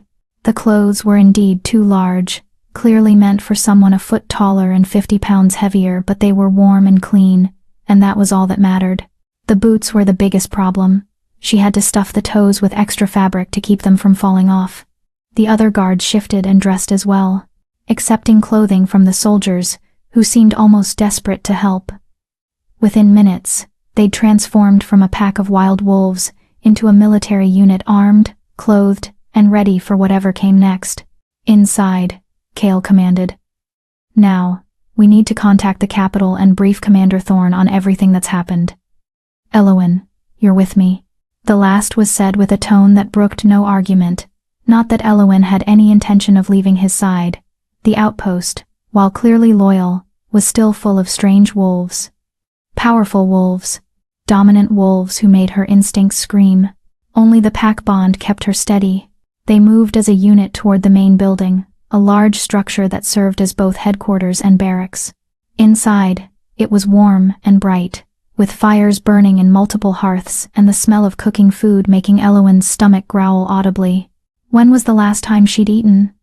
Yesterday? The day before? Everything since the storm hit was a blur. Kitchen first, Kale decided, apparently hearing her stomach through the bond. Or maybe just seeing the way her eyes tracked the smell of food. Then the briefing. "Your Majesty, the capital is waiting." Thorn started. "The capital can wait another 20 minutes, Kale interrupted firmly. "My pack needs food. They've been surviving on nothing for days. We eat first." The mess hall was already filled with off-duty soldiers eating an early dinner. Every conversation stopped when Kale entered. Every soldier rose to attention. "As you were," Kale said, waving them back to their seats. But of course, no one actually sat. They stood there, staring, as the Alpha King led his guard to the serving line like this was perfectly normal. Elowen found herself ushered to the front of the line by soldiers who seemed terrified she might collapse. Plates were piled high with roasted meat, vegetables, bread, cheese, more food than she'd seen in months. She accepted it with trembling hands, overwhelmed by the sheer abundance. Kale guided her to a private table in the corner, his hand warm on the small of her back. The gesture was casually possessive in a way that made several soldiers raise eyebrows. The rest of the guard joined them, forming their familiar protective circle. "Eat," Kale ordered gently. "Don't worry about manners or propriety, just eat." Elowen didn't need to be told twice. She dug in with a desperation that would have embarrassed her under normal circumstances. The food was simple, standard military fare, but to someone who'd been slowly starving for years, it was ambrosia. Meat that actually had flavor, bread that wasn't stale, vegetables that hadn't been rationed down to a few sad pieces. She ate until her stomach hurt, until she physically couldn't take another bite. Around her, the guard did the same. Even Kale, who probably could have maintained his kingly dignity, ate with single-minded focus. When she finally pushed her plate away, tears were streaming down her face again. "Elowen?" Lyra asked with concern. "What's wrong?" "Nothing," Elowen managed. "Everything. I forgot what it felt like. To be full, to not be hungry." She laughed, the sound halfway to a sob. "That's pathetic, isn't it?" "No," Kale said fiercely. "What's pathetic is a pack that let you starve. What's pathetic is an alpha who didn't protect his omega. What's pathetic is a system that treats wolves like you as disposable." His hand found hers under the table, squeezing gently. "You'll never be hungry again, Elowen. I promise you that. Pack takes care of pack. Pack takes care of pack." The others echoed in unison. Fresh tears fell. But these were different. These were relief. Gratitude. Hope. The meal continued with easy conversation, the guard sharing stories of their journey, the soldiers asking questions they were clearly dying to ask but had been too polite to voice. Elowen mostly listened, content to fade into the background, until someone asked the question she'd been dreading.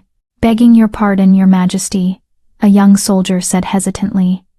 "But how did you end up in the storm in the first place?" "The patrol was supposed to return before the weather turned." Kale's expression hardened. "We were delayed. By the time we realized how fast the storm was moving, it was too late.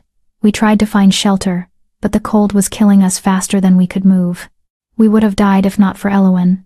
"She took you in?" Commander Thorne asked, his tone making it clear he'd already guessed there was more to the story. "She dragged us across her threshold one by one," Valencia said quietly. 15 dying wolves. She used her own supplies to warm us, fed us her own food, gave us her own shelter. And when the storm destroyed her cabin, she nearly died, because she was too busy making sure we survived first." Silence fell like a stone. "That cabin," Thorne said slowly. "Would that be the Omega dwelling on the edge of Silverpine territory?" "Yes," Elowen confirmed, her voice small. "The one that's barely standing?" "That the Silverpine pack was supposed to repair last summer but never did because they claimed it wasn't worth the resources?" Her face burned with shame. "That's the one." Thorne's expression was murderous. "And where was the rest of Silverpine pack during the storm?" "At the pack house?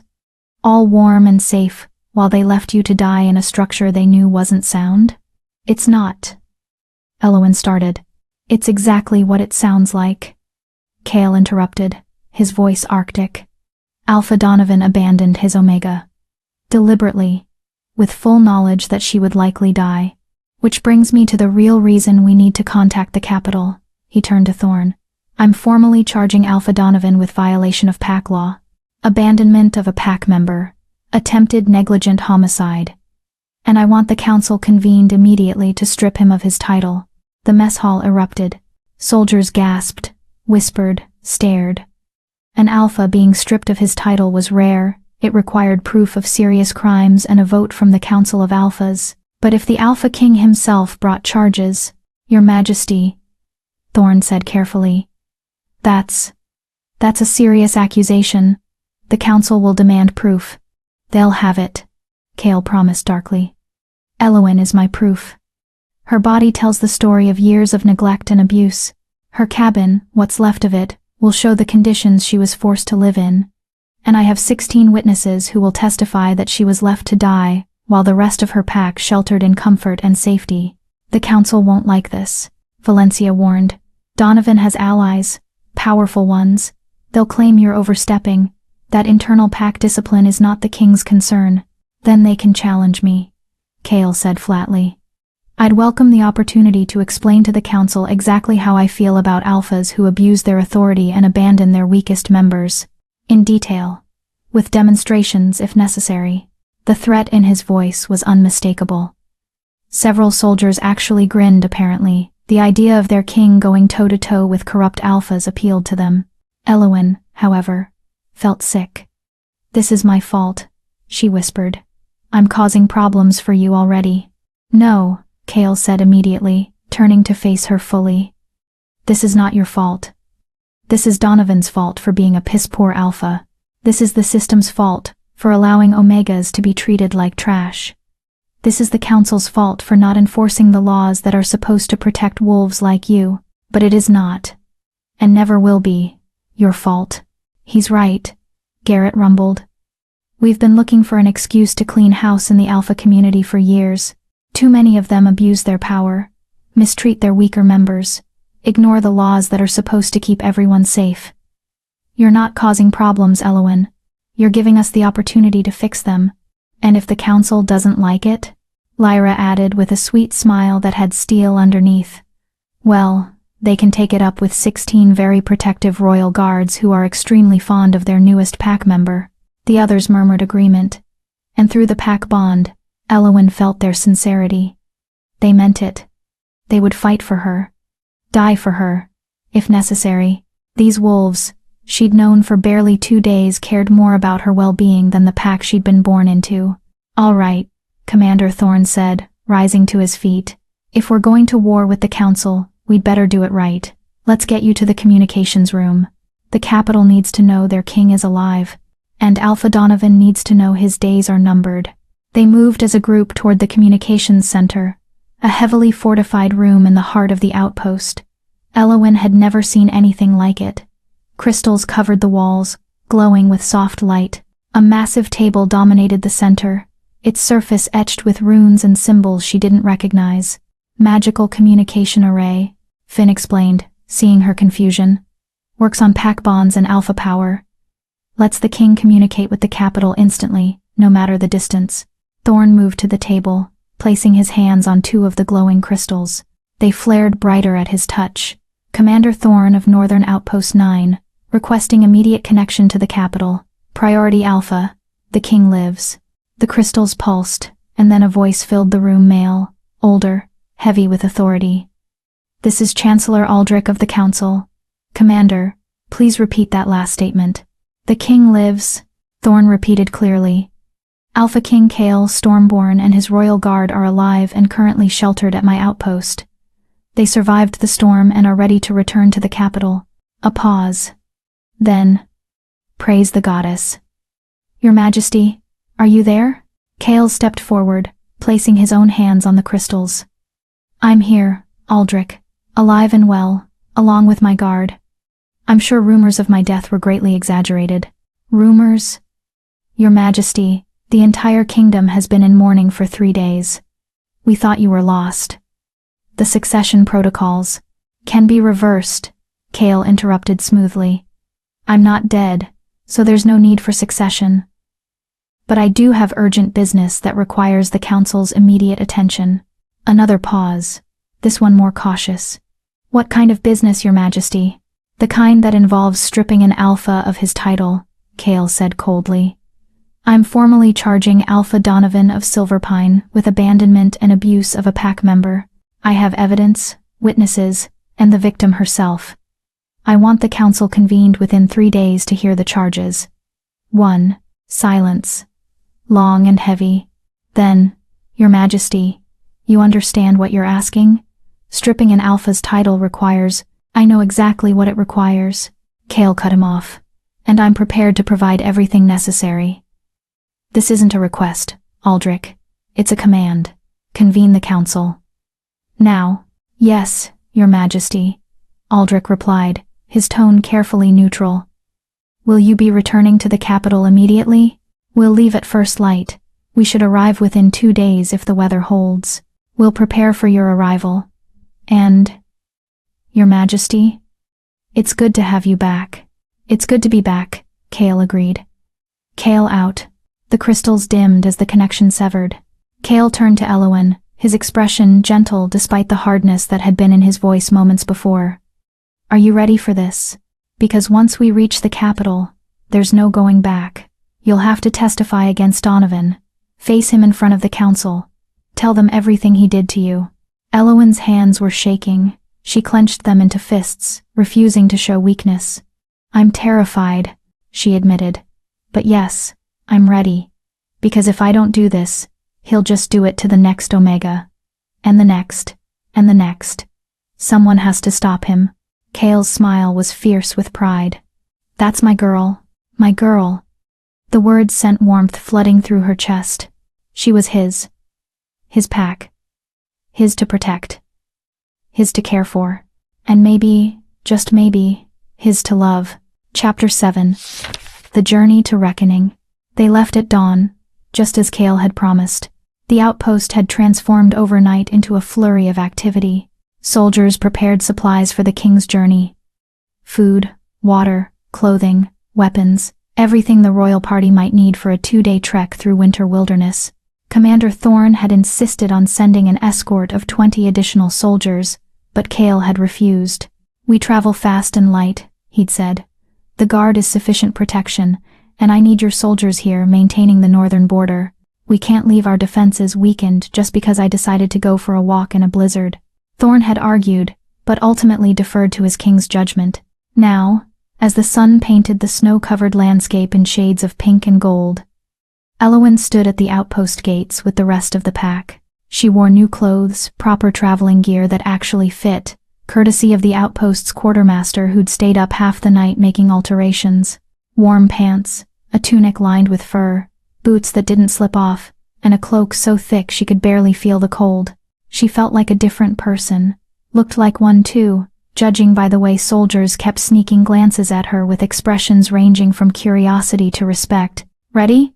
Cale asked, appearing at her side. He'd been in meetings with Thorne for most of the night, planning their route and coordinating security measures for when they reached the capital. He looked tired, but the bond told her he was running on determination and alpha stubbornness. Ready, she confirmed, though her stomach churned with anxiety. They shifted as a group, the transformation now as natural as breathing for Elowen. Her silver-white wolf emerged smoothly, powerful muscles coiling beneath her fur. She'd caught sight of herself in a window earlier and barely recognized the creature staring back. This wolf bore no resemblance to the small, frightened Omega who'd struggled with every shift. This wolf was magnificent. You keep looking at yourself like you can't believe you're real, Lyra said through the pack bond, amusement coloring her mental voice. The small gray wolf padded over, her tail wagging gently. You need to accept it, Elowen. You were always meant to be this. The bond just revealed what was buried. I was an Omega for 14 years. Elowen replied. It's hard to forget that overnight. Then don't forget it, Cale said, his massive black wolf moving to her other side. Remember who you were. Remember what you survived. But don't let it define who you're becoming. They set off northeast, toward the capital city of Lunaris. The formation was the same as yesterday, Garrett on point, Valencia on rear guard, the others forming a protective circle around Cale and Elowen. But today felt different. Today they weren't just surviving, they were going home. Well, they were going to Cale's home. Elowen had no home anymore. Stop that, Cale said through their private link. Stop what? Spiraling. I can feel your anxiety through the bond. You're thinking about what comes next, about the trial, about facing Donovan. Shouldn't I be thinking about those things? She countered. Not yet. Right now, Just run. Feel the sun on your fur, the snow under your paws, the pack at your side. Everything else can wait. He was right, of course. Worrying wouldn't change anything. So Eowyn forced herself to focus on the moment, the rhythm of running, the crisp winter air, the companionable presence of wolves who'd become family in an impossibly short time. They traveled for hours, stopping only briefly to drink from streams and rest. The landscape gradually changed as they moved south and east. The deep wilderness of the Northern Territories gave way to more settled lands, farms, villages, signs of civilization. They gave these places wide berth, avoiding contact with anyone who might slow them down or spread word of the king's survival before he was ready. Around midday, they stopped for a longer rest in a protected grove. The wolves shifted back to human form, grateful for the chance to eat something more substantial than melted snow. The outpost had packed dried meat, hard cheese, and travel-bred simple fare. But welcome after a morning of hard running. Eowyn settled against a tree, accepting food from Finn with a grateful nod. The young wolf had appointed himself her unofficial guardian, always making sure she had enough to eat, enough water, enough warmth. It was sweet, if occasionally overwhelming. "You don't have to mother hen me," she told him gently. "I'm not mother henning," Finn protested, his cheeks flushing. "I'm just making sure you're comfortable. Your pack. It's what we do." "What he means," Valencia said dryly, settling nearby, "is that you're the first Omega to join the royal pack in 50 years, and we're all terrified of messing this up. So yes, we're going to hover. Deal with it." 50 years? Eowyn blinked in surprise. "Why so long?" "Because most alphas don't bond Omegas to their primary packs," Garrett explained. He was sharpening a knife he'd acquired from the outpost, his movements methodical. "They keep them in secondary packs, support positions, claim it's for the Omega's safety, but really, it's just prejudice. Omegas are seen as weak links in battle packs." "Which is bullshit," Lyra added firmly. "Some of the strongest wolves I've ever known were Omegas. They just express their strength differently than alphas or betas. Hence why I bonded Eowyn to the royal pack," Kale said, appearing from the tree line where he'd been scouting. "I don't have time for prejudice or outdated hierarchy nonsense. I need wolves I can trust. Wolves with courage and heart. Eowyn has both in abundance." His casual confidence in her made Eowyn's throat tight. "You barely know me. I know you saved my life without hesitation," Kale replied, settling beside her, close enough that their shoulders touched. "I know you sacrificed everything you had for strangers. I know you stood up to an alpha king when any sane wolf would have submitted. I know enough." "The council won't see it that way," Valencia warned. "They're going to question your judgment, claim the bond was made in haste, without proper consideration. They'll say you were traumatized by the near-death experience and made an emotional decision rather than a strategic one." "Let them," Kale said calmly. "I've spent 10 years as their king. They know I don't make emotional decisions. And if they push too hard..." He smiled, but there was nothing friendly in it. "Well, I can be very persuasive when necessary." "By persuasive, he means terrifying," Finn stage whispered to Eowyn. "I heard that," Kale said, but his tone was amused rather than annoyed. They rested for another hour before resuming their journey. The afternoon passed in a blur of running, broken only by brief pauses to navigate tricky terrain. As the sun began to set, painting the sky in brilliant oranges and purples, Garrett signaled a halt. "We're about 6 hours from the capital," he reported. "We could push through, arrive around midnight. Or we camp here and enter the city at dawn." "Dawn," Kale decided immediately. "I want full visibility when we arrive. No sneaking in under cover of darkness like we have something to hide. Plus, arriving at dawn means the council will have time to convene during the day," Valencia added. "Better to face them when we're all rested, rather than exhausted from an all-night run."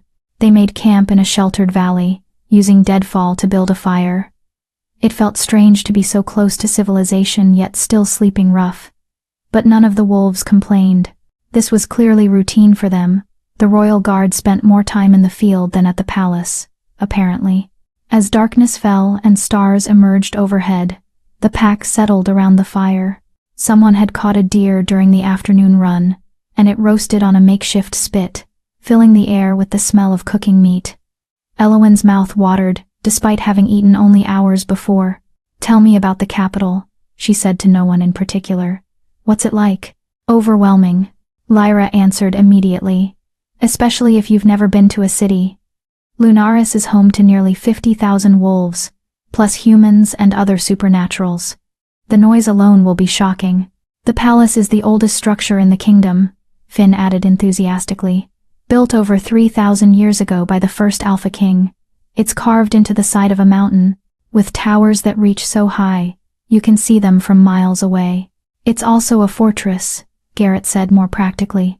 "Multiple defensive walls, guard posts, every 100 feet, magical wards that would incinerate any unauthorized person who tried to enter. The king's safety is taken very seriously, which is why the council is going to lose their minds when they find out I nearly died in a blizzard," Cale muttered. "I can already hear the lectures about taking unnecessary risks." "To be fair, Your Majesty," Valencia said with a smirk, "you did nearly die in a blizzard. They might have a point." Cale threw a piece of bark at her. She caught it effortlessly, laughing. The easy camaraderie made Elowen smile, but it also highlighted how different this pack was from anything she'd known in Silverpine. These wolves genuinely liked each other, respected each other. No one was scrambling for dominance or putting down weaker members. They just existed together, comfortable and content. "What are you thinking?" Cale asked quietly. He'd moved closer while she was lost in thought, his shoulder pressed against hers. "That I've never seen wolves treat each other like this," she admitted. "In Silverpine, everything was about hierarchy. Who was stronger, who was weaker, who deserved respect, and who didn't. But you all just care about each other, regardless of rank. That's because rank doesn't matter in a real pack," Cale said. "What matters is trust, loyalty, knowing that the wolf beside you will have your back when things go bad. I'd rather have 15 wolves I trust than 100 who only follow me because they're afraid of what happens if they don't." "Is that why you chose them?" Elowen gestured to the others. "Because you trust them?" "I chose them because they chose me first," Cale corrected. "When I became king, the old guard expected me to keep them on. Most of them were corrupt, lazy, more interested in their own power than protecting the kingdom. I fired them all within a week. Then I put out a call any wolf who wanted to serve, regardless of rank or pack affiliation, could apply. These 15 are the ones who showed up, who proved themselves, who stayed when things got hard. I was a Delta when I applied," Garrett admitted. "Middle rank nobody from a small mountain pack. But I was good at my job, and the king didn't care about anything else. I was Omega," Lyra said quietly. "Like you. Told my whole life I was too weak to fight, too small to matter. But I'm the best tracker in 5 kingdoms, and His Majesty recognized that talent was more valuable than brute strength." Elowen stared at her. "You were Omega?" "Born and raised," Lyra confirmed with a sad smile. "But the king gave me a chance to be more, to prove that Omega doesn't mean worthless.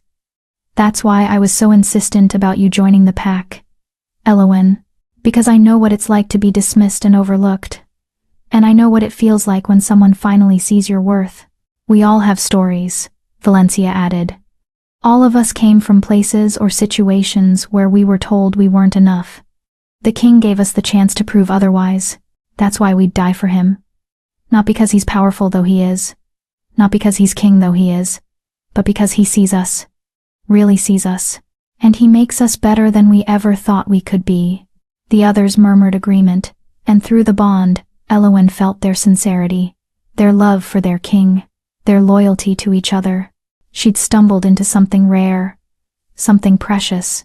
"I don't deserve this," she whispered. "You're right," Cale said, and her heart plummeted. Then he continued, "You deserve better. You deserve a pack that valued you from the start, a family that loved you without question, an alpha who protected you instead of abandoning you. But this is what I can offer, Elowen. This pack, this bond, this chance at something better, and I'm asking you to take it. Not because you have to, but because you want to." Did she want it? The question was laughable. She'd wanted to belong her entire life. wanted to matter, wanted to be seen as something other than a burden or a mistake. And here was an Alpha King offering her exactly that.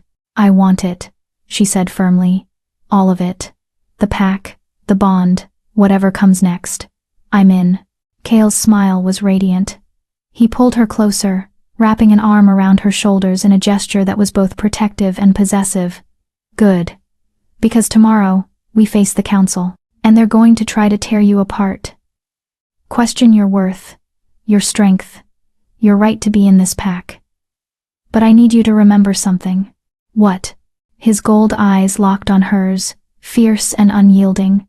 "You're not the Omega they expect. You're not weak or worthless or disposable. You're the wolf who saved a king, the wolf who survived 14 years of abuse and came out stronger, the wolf who looked death in the face and said, 'Not today.'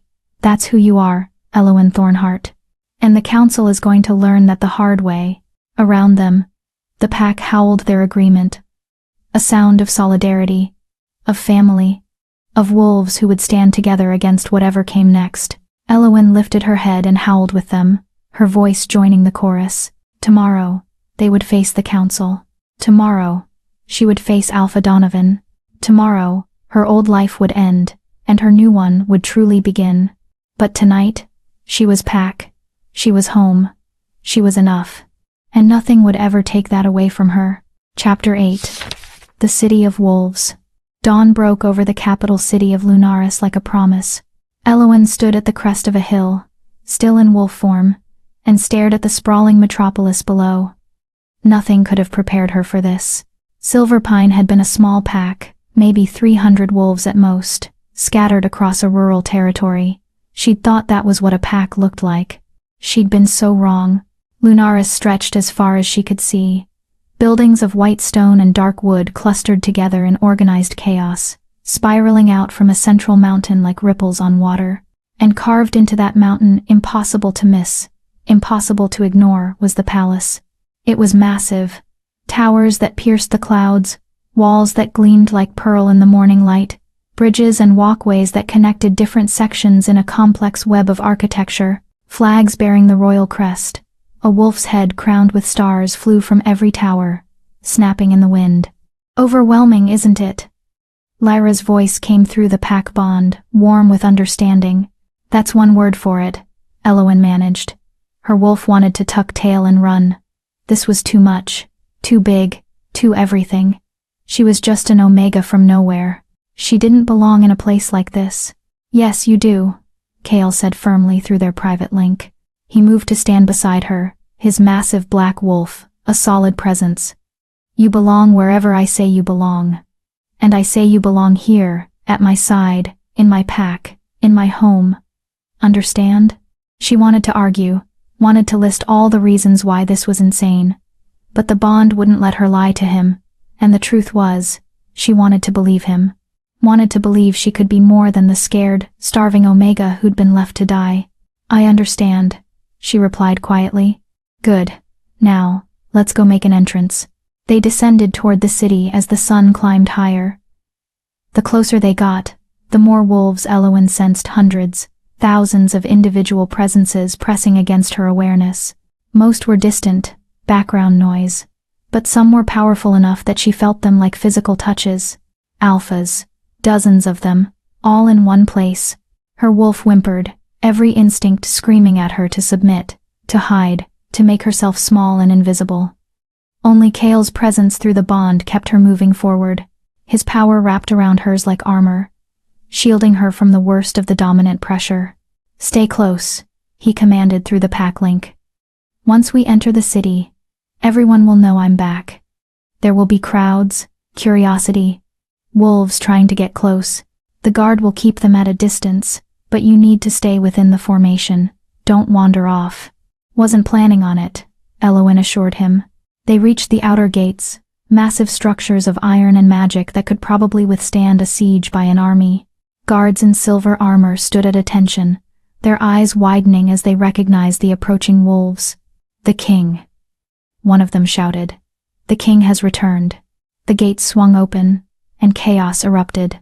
Wolves poured out of buildings, drawn by the commotion. Shifted and unshifted, they lined the streets, falling to their knees as Cale passed. Some were crying, openly weeping with relief. Others cheered, their voices joining in a roar that echoed off the stone buildings. Long live the king! The king has returned! Blessed be the Alpha King! The noise was overwhelming. The crowd was suffocating. Elowen pressed closer to Cale, grateful for the guard formation that kept the masses at bay. Valencia and Garrett were like mobile walls, their very presence enough to make even the boldest wolves think twice about getting too close. They moved through the city in a procession, heading steadily toward the palace. More wolves joined the crowd with every street they passed. Elowen caught glimpses of faces young and old, dominant and submissive, all of them looking at their king with expressions of devotion that bordered on worship. This was what it meant to be the Alpha King, not just power, but love. These wolves would die for Cale without hesitation. He earned it, Lyra said, apparently sensing Elowen's thoughts through the bond. 10 years ago, the kingdom was falling apart. The old king was corrupt, the council was worse, and the packs were at each other's throats. Cale changed everything, reformed the laws, cleaned out the corruption, gave wolves like us a chance to rise above our ranks. He saved this kingdom. They love him because he gave them hope. Elowen looked at the massive black wolf beside her with new eyes. She'd known he was powerful, known he was king, but she hadn't understood what that meant. The weight of it. The responsibility. Don't start pitying me, Cale said dryly through their private link. I chose this life, and I'd choose it again, even if it means nearly dying in blizzards. Especially then, because it led me to you. The words sent warmth flooding through her chest, and she felt his amusement at her reaction through the bond. They reached the palace gates even more impressive up close, and these opened automatically, responding to Cale's presence. The crowd stayed behind, held back by guards who'd materialized from seemingly nowhere.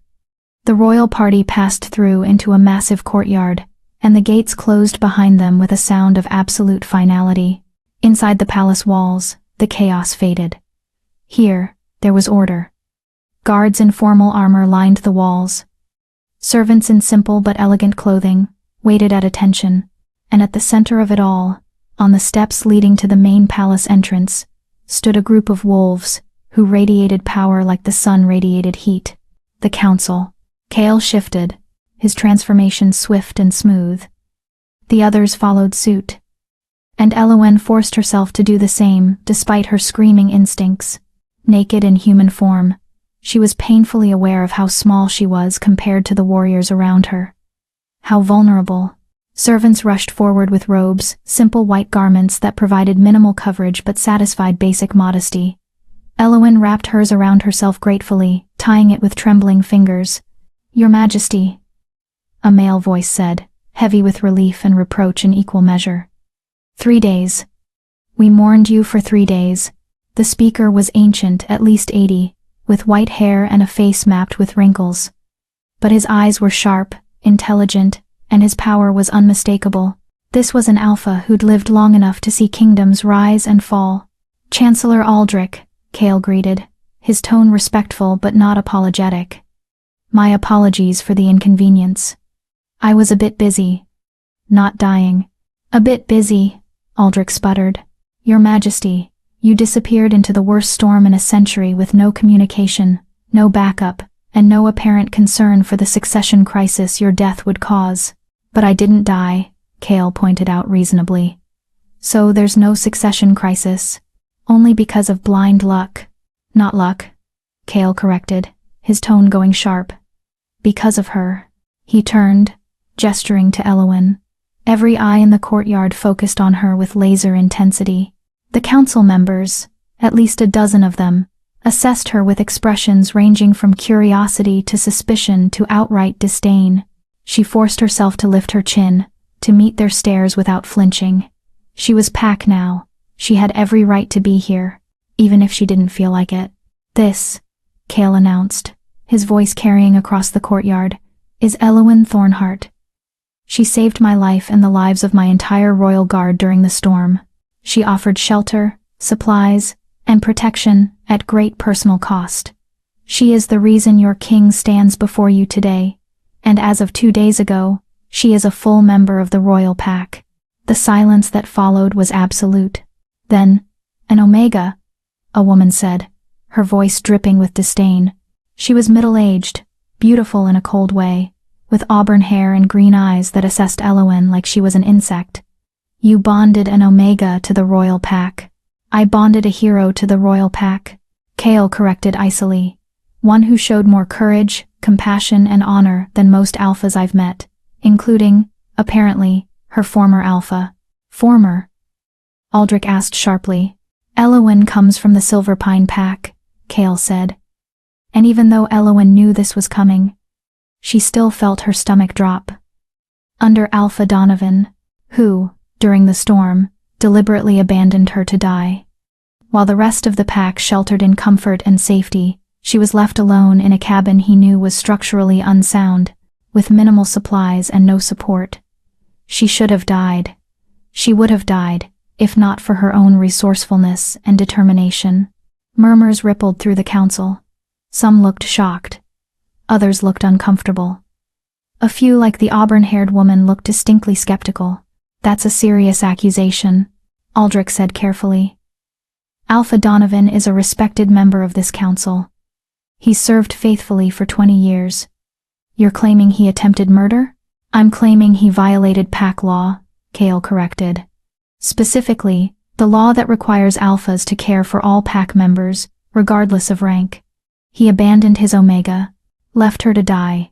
The only reason she's alive is because she happened to find 15 dying wolves who needed her help. Wolves who, unlike her own pack, were grateful enough to ensure her survival in return. Where is the proof? The auburn-haired woman demanded.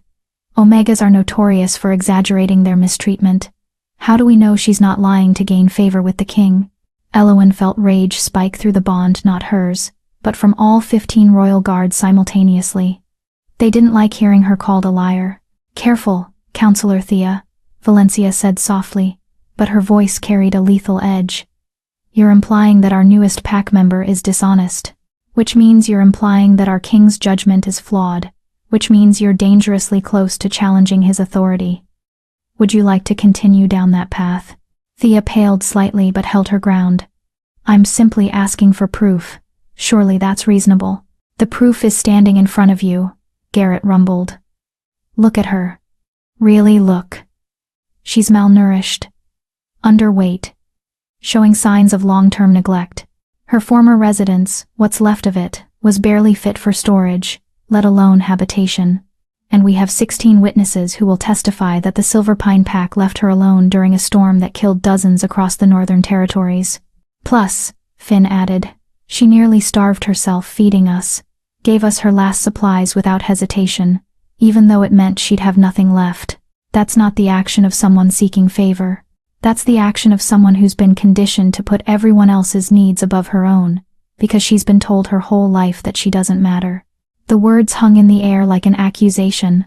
Aldrich sighed deeply, suddenly looking every one of his 80-plus years. Your Majesty, you understand what you're asking?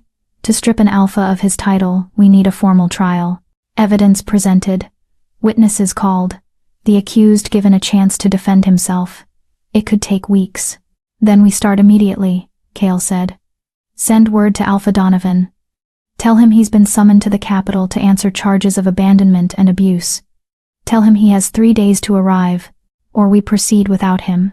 And if he refuses to come? Thea asked. Chaol's smile was cold and utterly without mercy. Then I'll go to Silverpine and drag him here myself, in chains if necessary, because one way or another, he will answer for what he did. Not just to Elowen, but to every Omega who's been mistreated under his watch. Justice delayed is justice denied, and I'm done watching corrupt alphas abuse their power. Here, someone called from behind the council. Elowen couldn't see who, but several other voices murmured agreement. Aldrich closed his eyes briefly, as if gathering strength. When he opened them, there was resignation in their depths. Very well, Your Majesty. I'll send the summons today. The trial will convene in 1 week that gives Alpha Donovan time to travel and prepare his defense. Is that acceptable? It's acceptable, Chaol agreed. Elowen will stay at the palace under my protection until the trial concludes. No one, and I mean no one, is to approach her without my explicit permission. She's under royal protection now. Any harm that comes to her will be considered an attack on the crown itself. The threat was clear. Touch Elowen, and face the Alpha King's wrath. Of course, Your Majesty, Aldrich said. Now, if you'll excuse us, we have much to prepare. Welcome home, Your Majesty. We're grateful to have you back.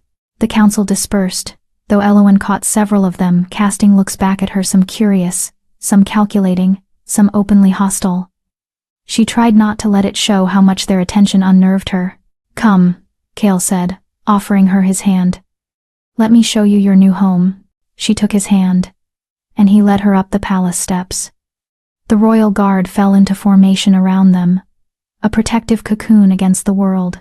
As they passed through the massive doors into the palace proper, Elowen caught sight of her reflection in a polished shield hanging on the wall. A small woman in a simple white robe, dwarfed by warriors, holding the hand of a king. She looked terrified, but she also looked determined. 1 week. In 1 week, she would face Alpha Donovan in front of the entire council. In 1 week, she would have to relive every moment of abuse, neglect, and abandonment. In 1 week, she would either get justice or lose everything, but she wouldn't face it alone. She had Cale. She had the pack. She had wolves who believed in her, who would fight for her, who saw her as something more than just an Omega. That would have to be enough. Chapter 9. The Palace and the Past. The palace was a labyrinth. Elowen followed Cale through corridors that seemed to stretch forever, past rooms whose purposes she couldn't begin to guess. Everything was massive ceilings that soared 30 feet high, windows tall enough to frame entire landscapes, tapestries that depicted battles and celebrations from centuries past. Servants bowed as they passed, guards saluted, and everywhere she looked there was beauty, wealth, and history. She'd never felt more out of place in her life. Stop it, Cale said quietly, his hand still holding hers. I can feel your anxiety through the bond. You belong here, Elowen. I'm an Omega, wearing a borrowed robe in a palace that probably costs more than my entire pack's territory, she muttered. I think a little anxiety is warranted. Former pack, he corrected gently. And yes, the palace is expensive. It's also been my prison for 10 years. Stone and gold don't make a home, Elowen. People do. And right now, you're the only person here I actually want around. The admission was so raw, so honest, that she felt it echo through their bond. Loneliness. Despite being surrounded by thousands of wolves, by servants and guards and counselors, Cale was lonely. The crown is heavy, Lyra said softly through the pack bond. She and the others had been trailing behind, giving their king and his newest pack member a semblance of privacy. He carries the weight of the entire kingdom, makes decisions that affect millions. Every day, wolves come to him with problems, complaints, requests, but almost no one asks how he's doing, if he's all right, if he needs anything. That's why we're so protective of him, Garrett added. We're not just his guards, we're his family, the only wolves he can truly trust. And now you're family too, Finn said cheerfully, which means you get to see the fun parts, like his private quarters. Very few people are allowed in the king's personal chambers. It's considered a huge honor. They stopped in front of an ornate door, dark wood, carved with wolves and stars, handles shaped like crescent moons. 2 guards stood at attention on either side, their faces carefully neutral despite the obvious curiosity in their eyes. Your Majesty, they said in unison, bowing. At ease, Cale replied. I'll be in my quarters for the next few hours. No interruptions unless it's an emergency. And by emergency, I mean the palace is on fire, or we're under attack. Counselor Thea, wanting to lecture me about proper protocol, does not qualify. The guard's lips twitched with suppressed smiles. Understood, Your Majesty. Cale opened the door and gestured for Elowen to enter. She stepped through, and her breath caught. The room was enormous but somehow still felt intimate. A massive bed dominated one wall, easily large enough for 5 people covered in furs and pillows. Windows stretched from floor to ceiling, offering a view of the city below and the mountains beyond. A fireplace large enough to stand in crackled with warmth. Books lined the walls, thousands of them, covering every subject imaginable. But what struck her most was how lived in it felt. Unlike the formal corridors and staterooms they'd passed, this space was personal. A half-finished chess game sat on a side table. Papers covered a massive desk, many with notes scrawled in margins. A worn armchair sat by the fire, a blanket draped across it like someone had just been reading there. This wasn't the Alpha King's quarters. This was Kale's home. The Royal Guard has their own wing, Kale explained, releasing her hand to close the door. But they're close if we need them. This floor is private, my quarters, a few guest rooms, and space for Pack. You'll stay here. Here? Elowen squeaked. In your quarters? In the guest room attached to my quarters, he clarified, moving to open a connecting door she hadn't noticed. But yes, here.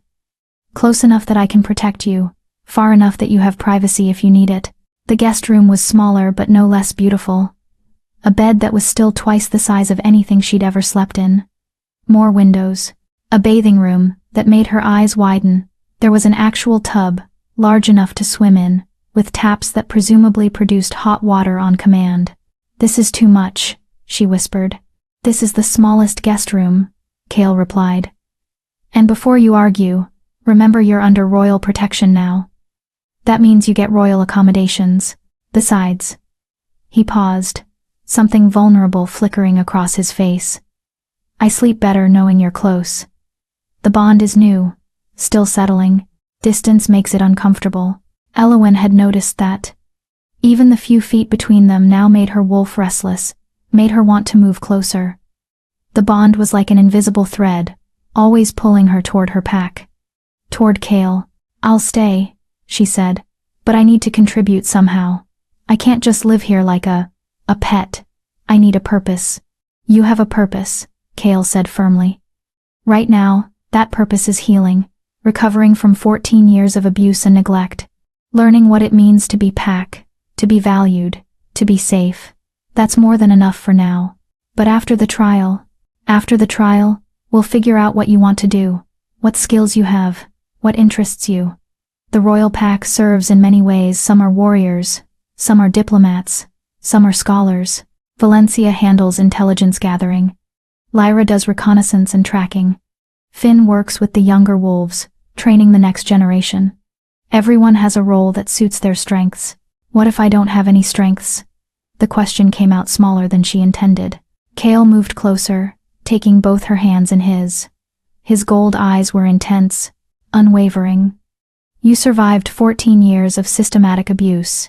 You maintained your compassion and kindness despite every reason to become bitter and cruel. You saved 16 lives without hesitation. You faced down an Alpha King and a council full of hostile alphas without breaking. Elowen, you have more strength in your little finger than most wolves have in their entire bodies. You just need time to see it yourself. Tears burned her eyes.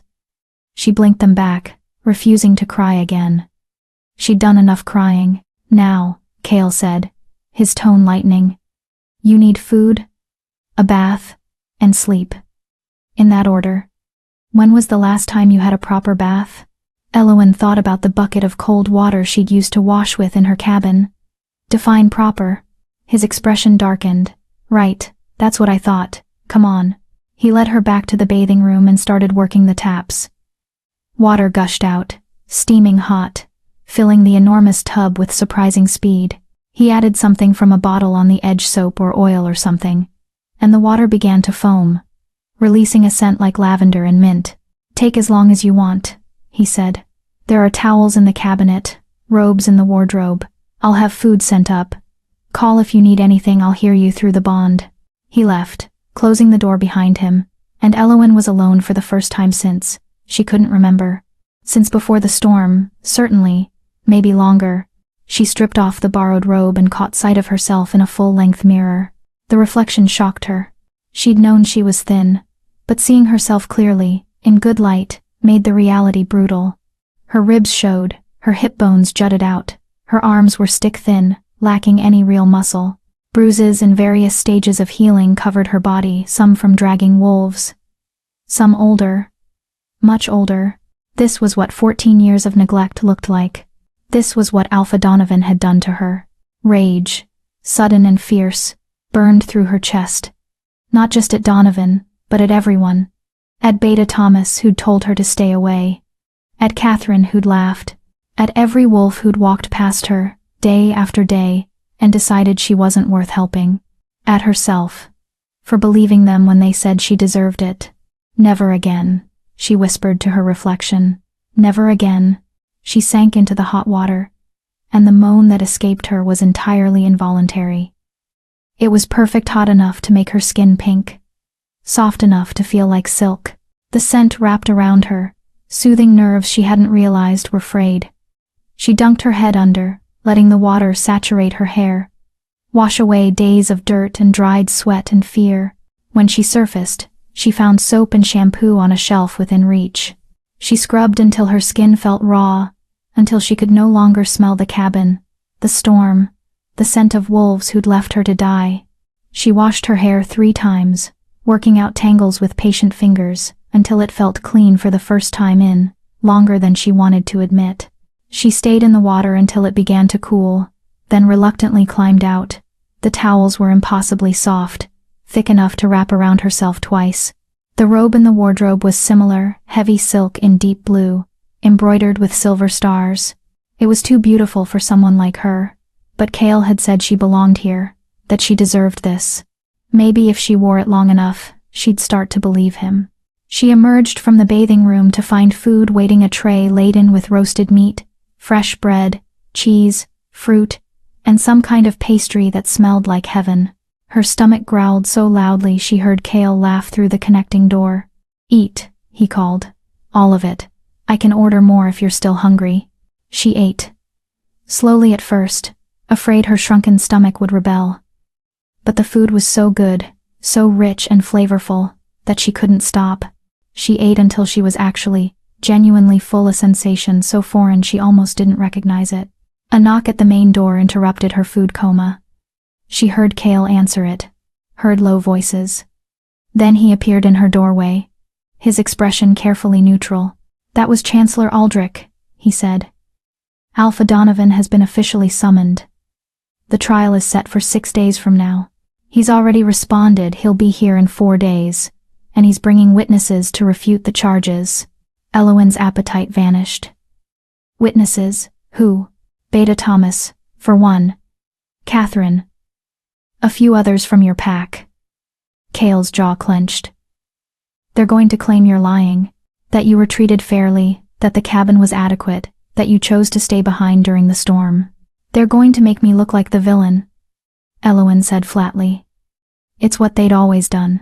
Twisted the truth until she was the problem, the burden, the wolf who caused trouble just by existing.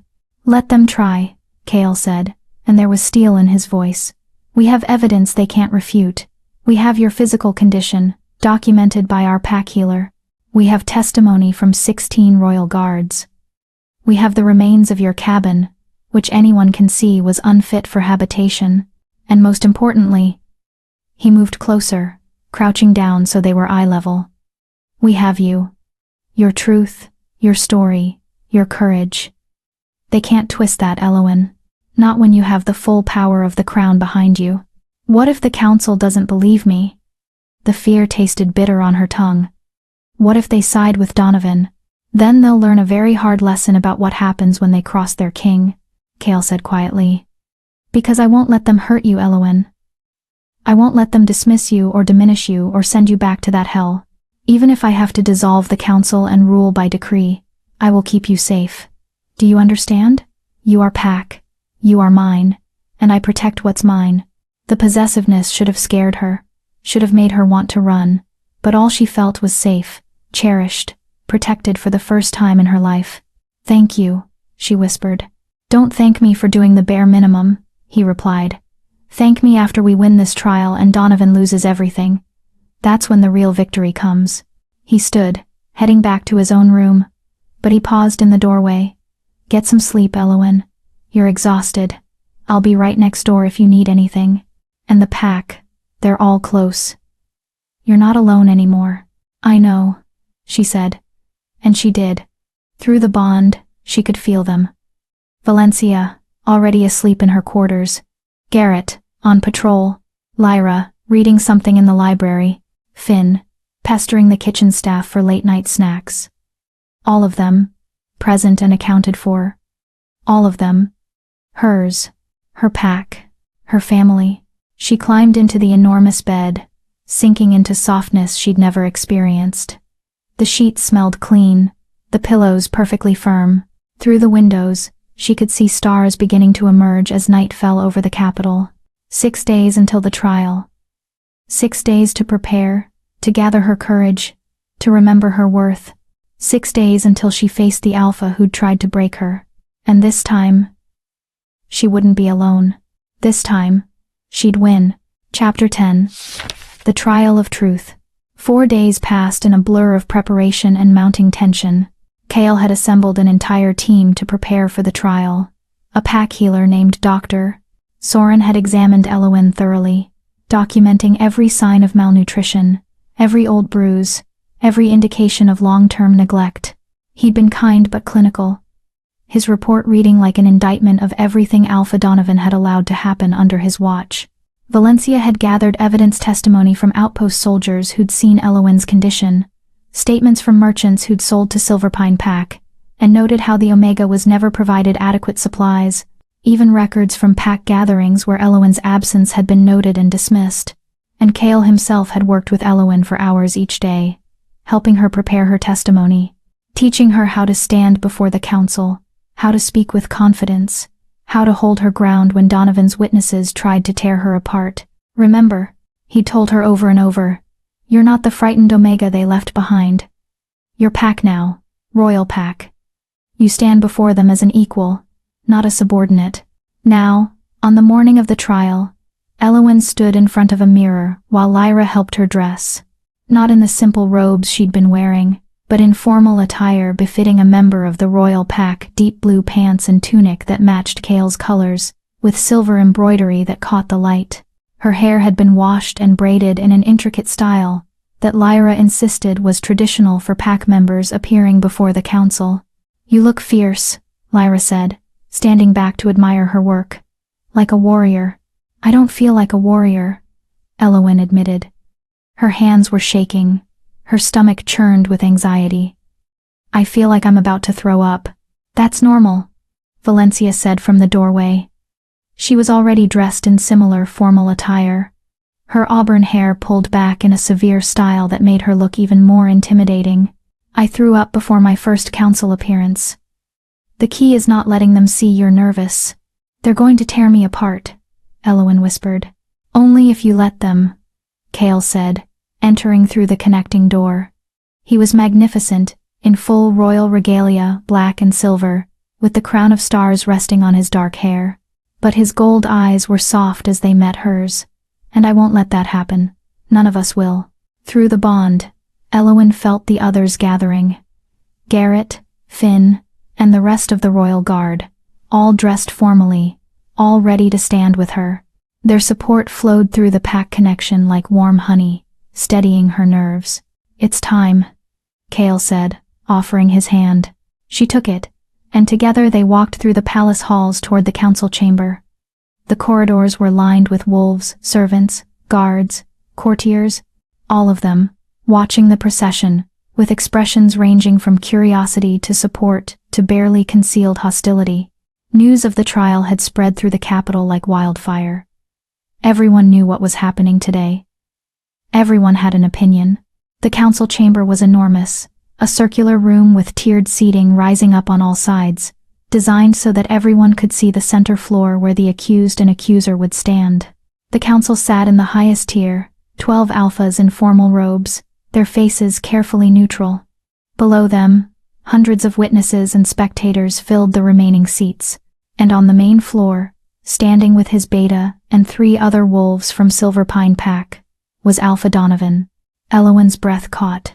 She hadn't seen him in person since before the storm, but he looked exactly as she remembered. Tall, broad-shouldered, with dark hair going silver at the temples and brown eyes that had never held anything but contempt when they looked at her. He wore formal attire that emphasized his size, his dominance, his power. Next to him stood Beta Thomas, smirking, Catherine, beautiful and cold, and two other wolves she recognized, pack members who'd never missed an opportunity to remind her of her place. They all turned to look at her as she entered. Well, Donovan said, his voice carrying across the chamber. The little Omega survived after all.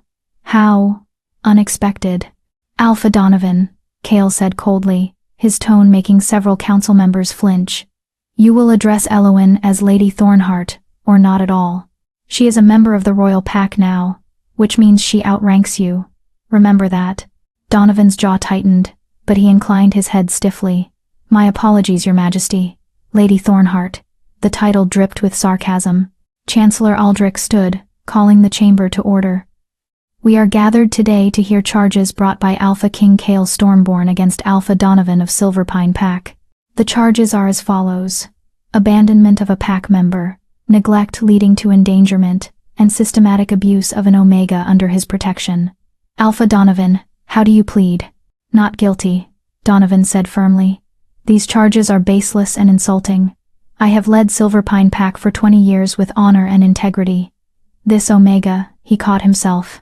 Lady Thornheart was given appropriate accommodations and care. If she chose to isolate herself, that was her decision, not mine. Liar, Elowen whispered. Too quiet for anyone but Cale and the royal guard to hear through the bond. Let's test that claim, Cale said aloud. He turned to the council. I called Dr. Soren to present his medical findings. The pack healer stepped forward, a folder of documents in his hands. He was older, gray-haired, with the calm demeanor of someone who'd seen everything. I examined Lady Thornheart 4 days ago. My findings are clear. She shows signs of chronic malnutrition, spanning years, not months. Multiple healed fractures that were never properly set. Vitamin deficiencies consistent with inadequate food supply. Scarring from frostbite that predates the recent storm, indicating she'd suffered from cold exposure before. He held up photographs that made Elowen want to look away. Her own body, documented in brutal detail. Every rib visible, every bruise highlighted, every sign of suffering captured for the council to see. This is not the result of a few days of hardship, Dr. Soren said quietly. This is the result of systemic neglect over many years. Murmurs rippled through the chamber.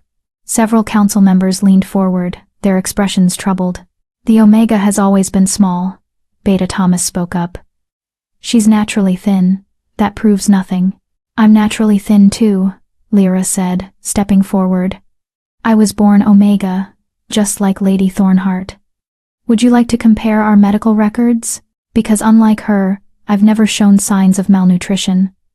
I've never had fractures from accidents that were really abuse. I've never been left to freeze because my pack decided I wasn't worth saving. You can't compare. Catherine started. Why not? Valencia cut her off. Is it because you know the comparison would damn your Alpha?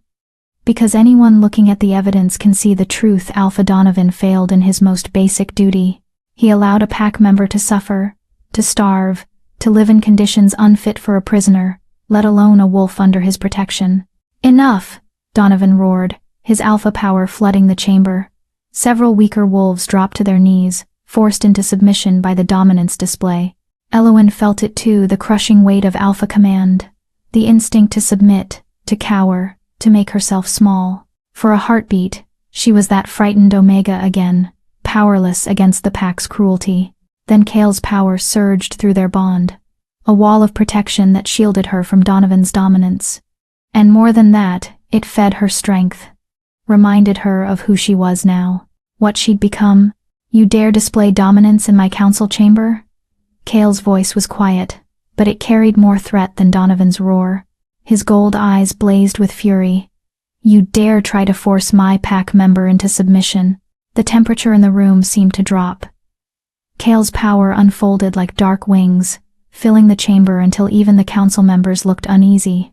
This was the Alpha King in his full terrifying glory, the predator who ruled predators, the wolf who could crush any challenger without breaking a sweat. Kneel, Cale commanded, and it wasn't a request. Donovan fought it. Elowen could see the struggle in his face, the strain in his body as he tried to resist. But Cale's power was absolute, inexorable. Within seconds, Donovan was on his knees, head bowed, every line of his body screaming submission. So were his witnesses. Thomas, Catherine, and the others, all forced down by their king's command. "Remember where you are," Cale said softly. "Remember who you're dealing with. This is not your territory, where you can bully weaker wolves without consequence. This is my domain. And here, you will show respect. To the council. To the process. And especially to the Omega you tried to kill." He released the command, and Donovan struggled to his feet, his face mottled with rage and humiliation. "Now," Cale continued, his tone returning to something approaching normal. "Let's discuss the storm. Chancellor Aldrich, would you present the weather reports?" Aldrich stood, holding up several documents. According to meteorological records, the storm warning was issued 3 days before the blizzard hit. All packs in the Northern Territories were advised to gather their members and ensure adequate shelter. The storm was predicted to be the worst in a century, temperatures low enough to kill within hours, wind speeds capable of destroying buildings, snow accumulation of up to 10 feet in some areas. He looked directly at Donovan. "Alpha Donovan, did you receive these warnings?" "I did," Donovan admitted. "And did you gather your pack?" "I gathered those who mattered, those who contributed, those who deserved protection." The admission hung in the air like a condemnation. "So you admit," Cale said slowly, "that you consciously decided Lady Thornheart did not deserve protection, that you deliberately left her behind, while the rest of your pack sheltered in safety. She chose to stay in her cabin." Catherine spoke up. "We invited her to the pack house.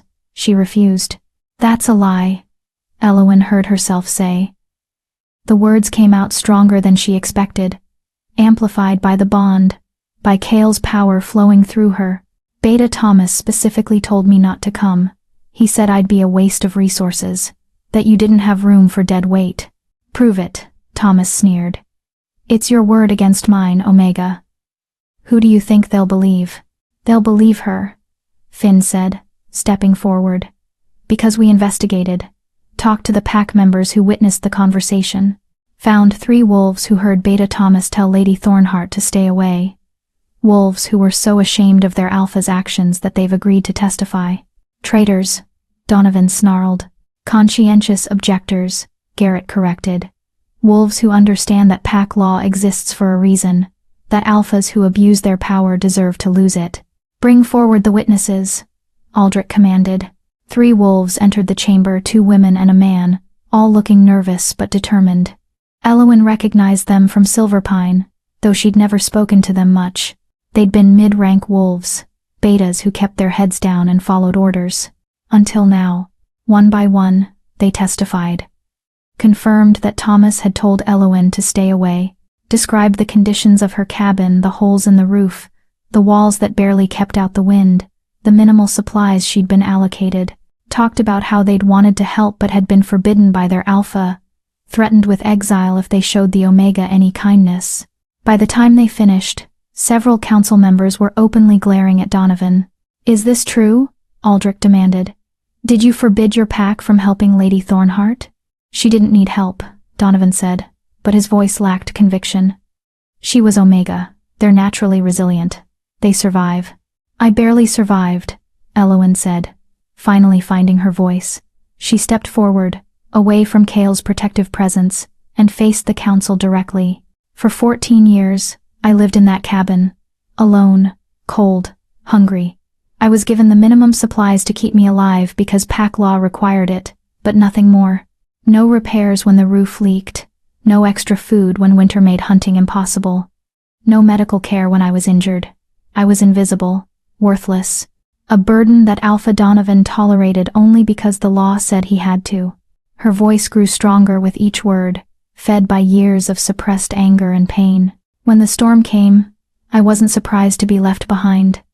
I'd been left behind my whole life. What surprised me was that I survived, that I found wolves who needed my help, and for the first time, I had something to offer. For the first time, I mattered, and those wolves, complete strangers, showed me more care, more respect, more basic decency in 2 days than my own pack showed me in 14 years. She turned to look at Donovan, meeting his eyes without flinching. You tried to kill me. Maybe not with your own hands, but through neglect, through abandonment, through systematic abuse that made my life so unbearable that dying in the storm probably seemed merciful. But I didn't die. I survived. And now I'm going to make sure you never do this to another Omega. Never make another wolf feel like they're disposable. Never get to hide behind your authority while wolves suffer under your watch. Silence. Absolute, ringing silence. Then Counselor Thea stood. I move to strip Alpha Donovan of his title, effective immediately. The evidence is overwhelming. The testimony is damning. This wolf is unfit to lead. Seconded. Another counselor called. All in favor? Aldrich asked. 12 hands rose. Not one dissenting voice. Alpha Donovan, Aldrich said formally. By unanimous vote of this council, you are hereby stripped of your title and authority. The Silverpine Pack will be placed under interim leadership until a new Alpha can be chosen. You are barred from holding any position of authority within the pack structure, and you will serve 1 year of community service under royal supervision as penance for your crimes. Donovan's face went white, then red, then purple with rage. You can't, she's just an Omega. You're destroying me over an Omega? No, Kale said coldly. We're holding you accountable for your actions, something that should have happened years ago. Be grateful I'm only taking your title. I could take your freedom, your life. But I'm giving you a chance to learn what it means to serve, to be at the bottom of the hierarchy, to understand what you put Lady Thornheart through. Use it wisely. Guards moved forward to escort Donovan from the chamber. He fought them, shouting obscenities, making threats. Beta, Thomas, and Catherine were also removed, their positions revoked, their shame complete. And Elowen stood in the center of the chamber, shaking, barely able to believe it was over. You did it, Lyra whispered through the bond. You won. We won, Elowen corrected, looking at the 15 wolves who surrounded her, who'd fought for her, who'd made her believe she was worth fighting for. Kale stepped forward and pulled her into his arms, right there in front of the council and hundreds of witnesses. The embrace was fierce, protective, possessive. I'm so proud of you, he murmured against her hair. So damn proud. Through their bond, she felt his emotions: pride, yes, but also relief, satisfaction, and something deeper, something that felt suspiciously like love. Your Majesty, Aldrich said, his voice gentle. If I may ask, what will become of Lady Thornheart now? She can't return to Silverpine. She won't, Kale said, not releasing Elowen. She's royal pack. She stays with us. For as long as she wants. And what if she wants forever? Garrett asked, his tone carefully casual. Kale pulled back just enough to look at Elowen, his gold eyes searching hers. Then forever is what she gets. If that's what she wants. Was it what she wanted? Elowen thought about her old life, the cabin that no longer existed, the pack that had never wanted her, the loneliness that had been her constant companion. Then she thought about her new life, the palace full of warmth, the pack that had claimed her as family, the king who looked at her like she was precious. Forever sounds good, she whispered. Kale's smile was radiant. Then forever it is. He kissed her forehead, and the gesture was so tender, so full of promise, that Elowen felt tears slip down her cheeks. But these weren't tears of pain or fear. These were tears of joy. The council erupted in applause, and the royal guard howled their approval. The sound filled the chamber, echoed through the palace, rang out across the capital, and Elowen Thornheart, formerly the weakest Omega in Silverpine Pack, now a full member of the royal pack, stood tall and smiled. She'd saved 15 wolves in a blizzard, and in return, they'd saved her. Epilogue. 1 year later, the coronation ceremony was traditionally held in spring, when the snows melted and the kingdom celebrated renewal. But this year, it had a significance beyond tradition. Elowen stood before the council chamber, now familiar territory, wearing robes of silver and blue. Her hair had grown longer. Her body had filled out with proper nutrition and care. She looked healthy, strong, like someone who belonged in a palace, like someone who belonged next to a king. Elowen Thornheart, Chancellor Aldrich said formally, his voice carrying across the chamber packed with witnesses. You have served this kingdom with honor, courage, and dedication. You have proven yourself worthy of the royal pack 100 times over. And now, your king wishes to bestow upon you the highest honor within his power to grant." Chaol stepped forward, a small crown in his hands. Not as elaborate as his own.